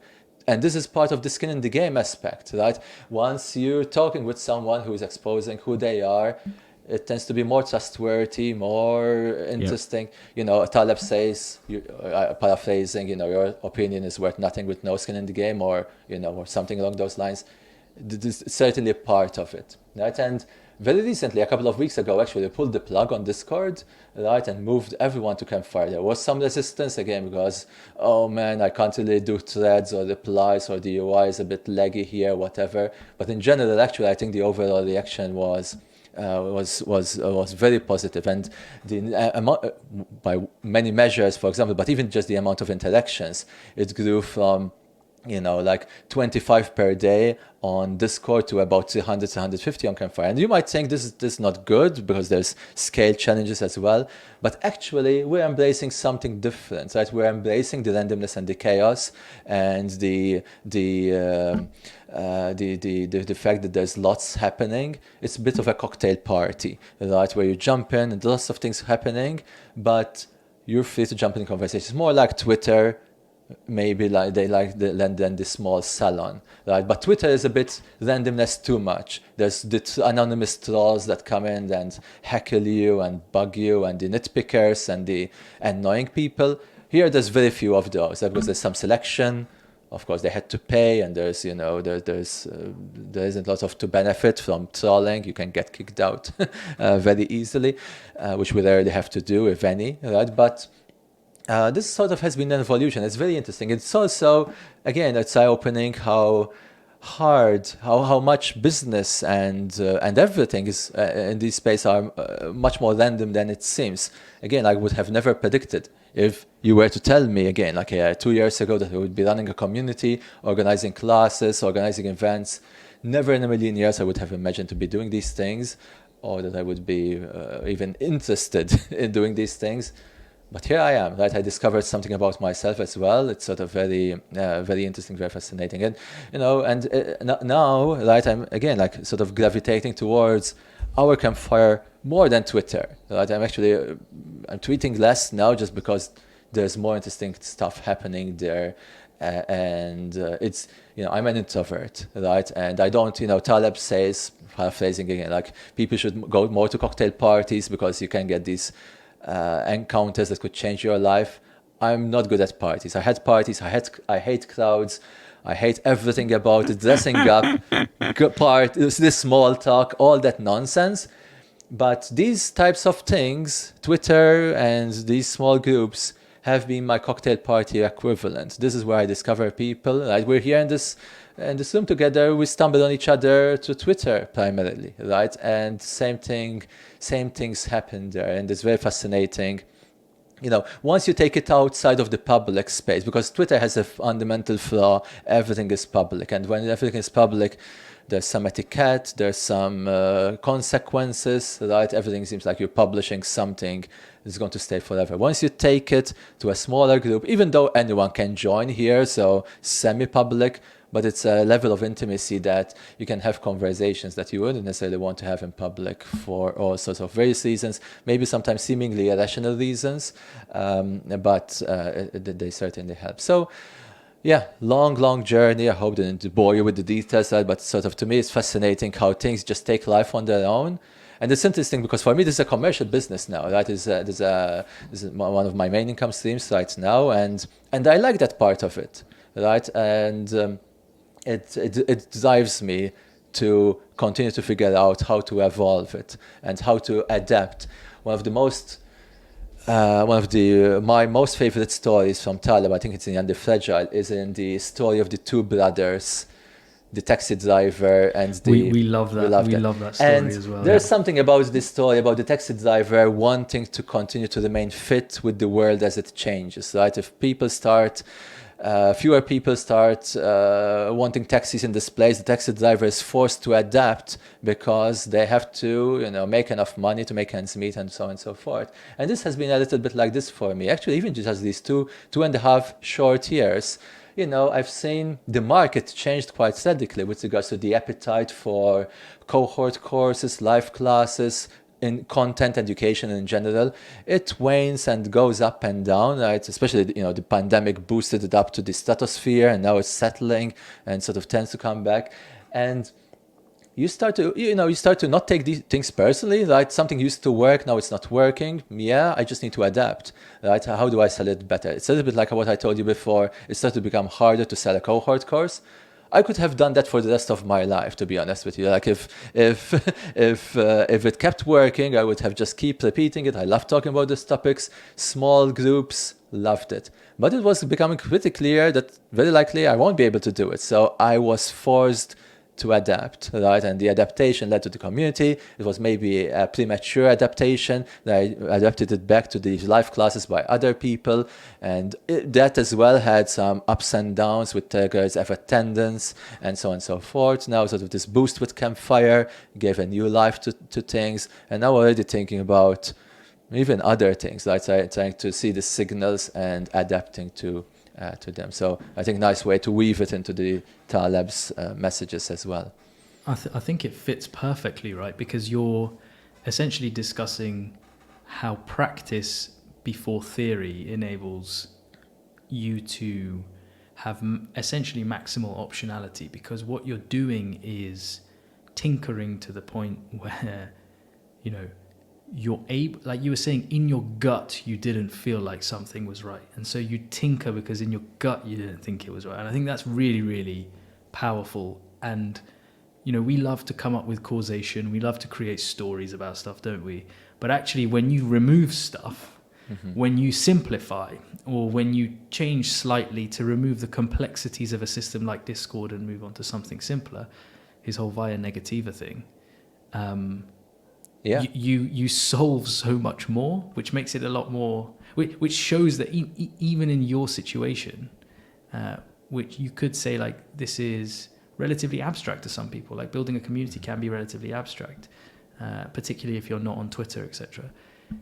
The simple, you know, Lindy thoughts that you've spoken about kind of provide a relatively good solution for you. So that's been really, really interesting.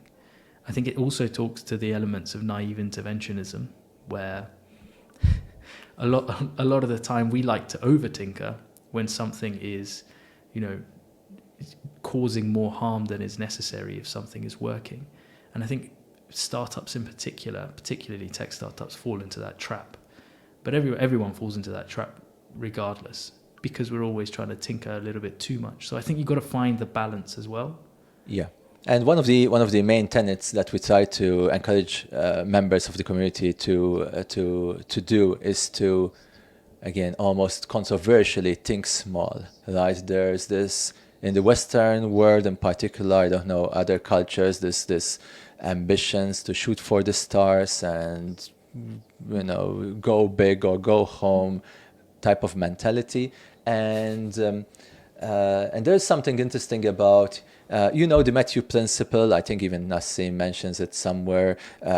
Success brings with it more success, and sometimes failure as well tends to be sticky. And it seems like a negative thing, right? Because it seems like something that, I mean, it actually does cause lots of problems as well, inequality and whatever, right? And advantages. But there's a way, in my opinion, right, to take advantage of the success of the Matthew principle by going after low-hanging fruit. Don't start a business to try to make $1 million or to try to make something scalable, going back to what we discussed earlier. Why don't you try to make $1,000 or even $100? Try to make $100 by the end of next week. What is the lowest hanging fruit that you could do, that you can offer to the world? Something honest, of course, right? Not something that violates your sense of ethics. Something honest that can make you $100. And start from there. Once you make $100 selling something to strangers, you're a step up in the Matthew principle. Your next time you're going to try to make another $100 or another $200 is going to be significantly easier for all sorts of various reasons. First of all, you build connections, you build reputations, you have contacts from your past customers, you get to know yourself better, you get to know what you're good at, what you're less good at, you know what tends to work, what is less likely to work, all this probabilistic knowledge that you tend to acquire. And basically you keep repeating it, right? And this is, I think, part of how you tame some of the extremist and uncertainty. Like, you know, one of the mini sub-communities in our community in Small Bets is people who want to self-publish educational info products like books and courses and so on and so forth. It is an extremistan world, low barrier for entry. You know, Seb actually, you know, highlights some of the bad actors often, right, in this space. And there's certainly many because it's so low barrier of entry. It's very easy to bullshit and so on and so forth. And it causes lots of problems. But even though it's an extremistan, seemingly extremistan world, you can play a game there where it is almost more mediocristan. Not trying to become the next J.K. Rowling, right, to become a bestseller, but a little bit like what I did with my AWS book. Like, if what you're trying to do is create something short that maybe will sell 100 copies and you make $2,000. It's not about the financial outcomes, not going to change your life, but if you do it once, it is, first of all, going to teach you a lot about yourself, your skills, what works, what doesn't. You might have now 100 email addresses of people who bought something from you who are satisfied that if you do a sequel, you can announce it to them and they're more likely to buy, and so on and so forth. And it all opens the doors to serendipity, right, of getting bumping into new opportunities, opens up doors, which what ended up happening for me, right? So it's another interesting thing, very, very unconventional, I would say. Like, think small is not typically what you tend to see people using as their slogan, right? But I think it resonates with people once they understand it, right? Especially once they understand it and the technical reasons, right? And that's why I bring lots of Nassim's teachings into these programs, because I can explain it with the concepts of ergodicity and Mediocristan versus extremistan and via Negativa and the Matthew principle and survivorship biases and all these kinds of things that people start to get it. And it's very motivating because then it starts to feel these things start to feel achievable. Yes, I can start experimenting with small projects on the side. The goal isn't necessarily the initial financial outcome. That is just a nice bonus. The goal is getting that first level of advantage, right? That in the Matthew principle, that small first boost. And then you do it again, and then you do it again. It's a long game, right? But it can be done. Again, like this is my dilemma a little bit, right? It's even when I'm operating in extremistan, I'm trying to make it more mediocristan, right? One of my most a popular post that I posted once, making the unpredictable more predictable, and very much inspired by the story of the taxi driver and the banker, like the two brothers, where when you have these variations and these variabilities and this uncertainty and opacity and inability to know all the information, you start to do things, right? You get forced to do things to make them a bit more predictable. And I think there's something interesting in there, right? That is empowers people, motivates them, and it's just a more reliable strategy for success long term. It's very different, again, than the Silicon Valley mantra of shoot for the 0.1% outcome. This is more. It's still hard to predict the outcomes for all sorts of obvious reasons, but it just makes it more reliable, makes it a bit more predictable. Not predictable as a typical mediocristan is not predictable, becoming a dentist, and everything is very easily to reason about there, but tame. Actually, Taleb uses this term, taming uncertainty, in some places. I've seen him, maybe on Twitter, I don't know, in the books. And I think that's actually probably the perfect or one of the most accurate ways of thinking about it. You're taming uncertainty. You're not eliminating it. You're making it easier to deal with, easier to reason about, easier to help you understand what your next decision should be. So you've raised a lot of good points there, and I'm not going to labor on much of them, but Seb, I want to get you in here to understand a little bit more about, first, your reactions to what Daniel's just described there, particularly the notion from going from practice to theory as opposed to theory to practice. And then secondly, I want to move the conversation on slightly as we close out, more towards sort of the life aspect of things as opposed to just, necessarily business. And so, Taleb has the concept of FU money or fuck you money.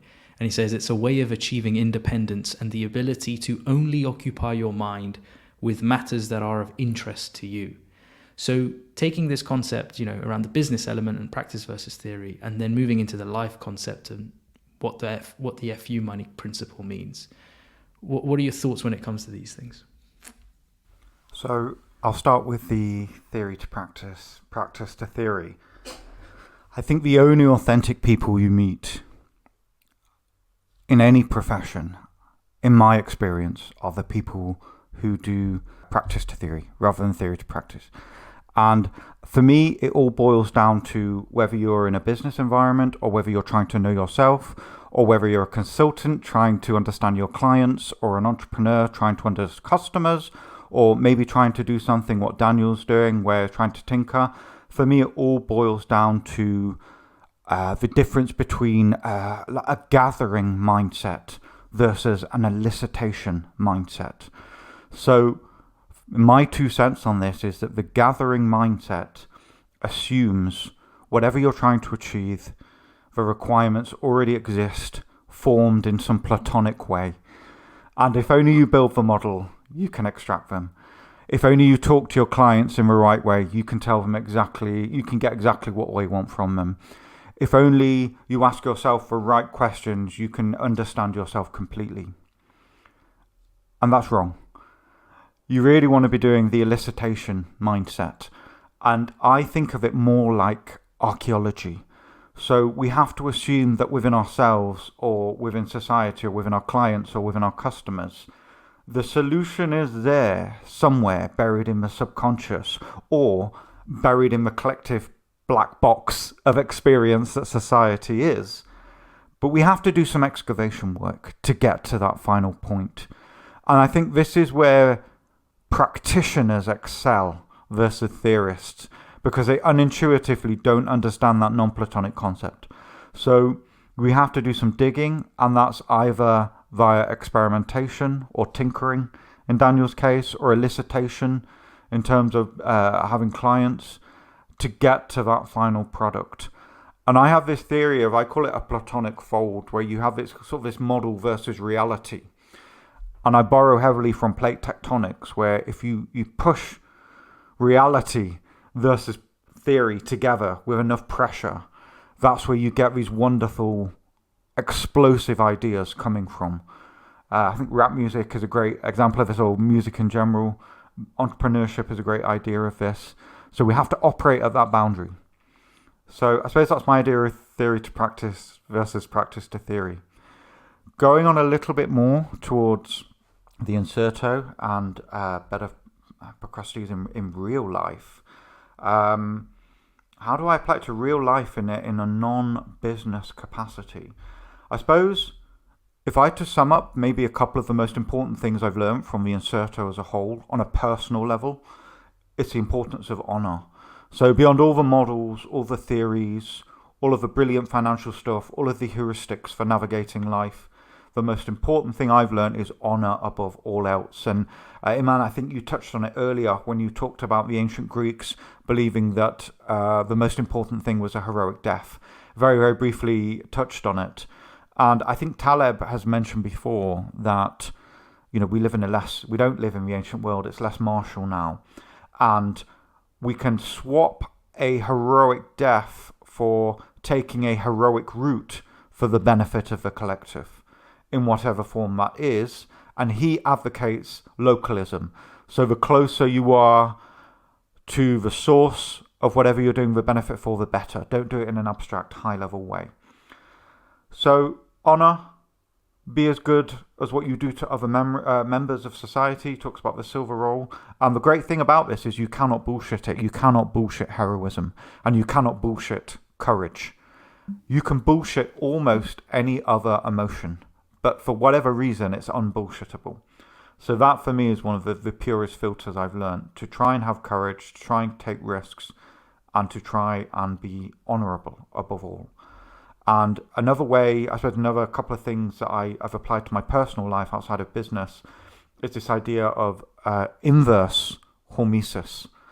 So we talk about hormesis. I think there's this famous fable of a king or an emperor wanted to avoid getting poisoned. So he took a tiny bit of poison each day to to build up resistance to it. But Taleb talks about the inverse of this, where if we don't push ourselves, if we're not exposed to risk in some way or another, we become like, lame horses. I think he talked about horse racing, and if horses race against lower competitors, their performance drops.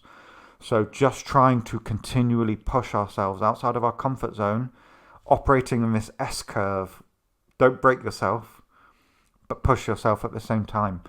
And this loops back to what we were talking about, ergodicity, which is one thing I didn't get to mention when we were talking about VCs, is this idea of avoiding ruin. Now, yes, ruin in a financial sense. But what we didn't talk about, which I think is just as important, is ruin in a psychological sense. And going back to what Daniel was saying about keeping things small, I've met so many people who threw away 2 or 3 years of their life to a startup and got absolutely nothing out of it. It didn't ruin them in a financial way. They got a healthy VC money. It didn't ruin them, but it ruined them psychologically. And Peter Thiel talks about this. You are not a lottery ticket. And Taleb talks about this. Ruin can be brutal from a psychological point of view. So you see lots of incredibly intelligent software engineers in Amazon and Google who have ruined themselves psychologically. So they've resigned themselves to, not resigned, but they've adapted a career earning good money in those organizations. So yeah, I will leave it there. I'll give Daniel a chance to speak, but 2 of the biggest ones from me. I think it's mostly knowledge acquisition to generalize it, right? It's like maybe if I were to generalize, one of the things that really the Incerto series helped me is trying to detect BS in some cases, although I know that I'm fallible in that as well, but also trying to understand people as well. In fact, I would say my favorite book is probably Skin in the Game, because I think it's the culmination of those ideas. Right? I think it was Charlie Munger who said, show me the incentives and I show you the outcome, or at least it's attributed to him. Yeah. But I think Skin in the Game, the book, taught me that a better way of understanding outcomes is show me the disincentives, show me the consequences that people will suffer, and then I will show you the outcome. Or the way I'd even like to think about it is show me the disincentives and I will show you how humans will behave. And this has been so important for dealing with people. And business is mostly about dealing with people, right? Persuading people to do business with you, promoting your ideas, promoting your products, your offers, whatever. You have to decipher as much as possible. Unfortunately, humans are very complex people. There's no source code that we can just read. You have to figure out how to understand their behavior, their motivations, their needs, what they're telling you, which sometimes is different than what they're actually telling you, right? And the skin in the game concept has been incredibly helpful for me to understand that. And related to skin in the game and related to the honor and things like that is also this idea that people with skin in the game are just more trustworthy. Right? It is one of the stories in I think in the Skin in the Game book about the airline pilot, right, doing all the seemingly boring things, checking the aircraft and so on and so forth. Why? Because the pilot is there in the plane with us. And when you think about this, there are 2 things that make us trust the airline pilot, right? One is that the airline presumably doesn't just hire anyone, right? We're trusting that the airline hires people that have so many hours of flight experience and so many credentials and so on and so forth. But the other very important one is that the pilot is there in the plane.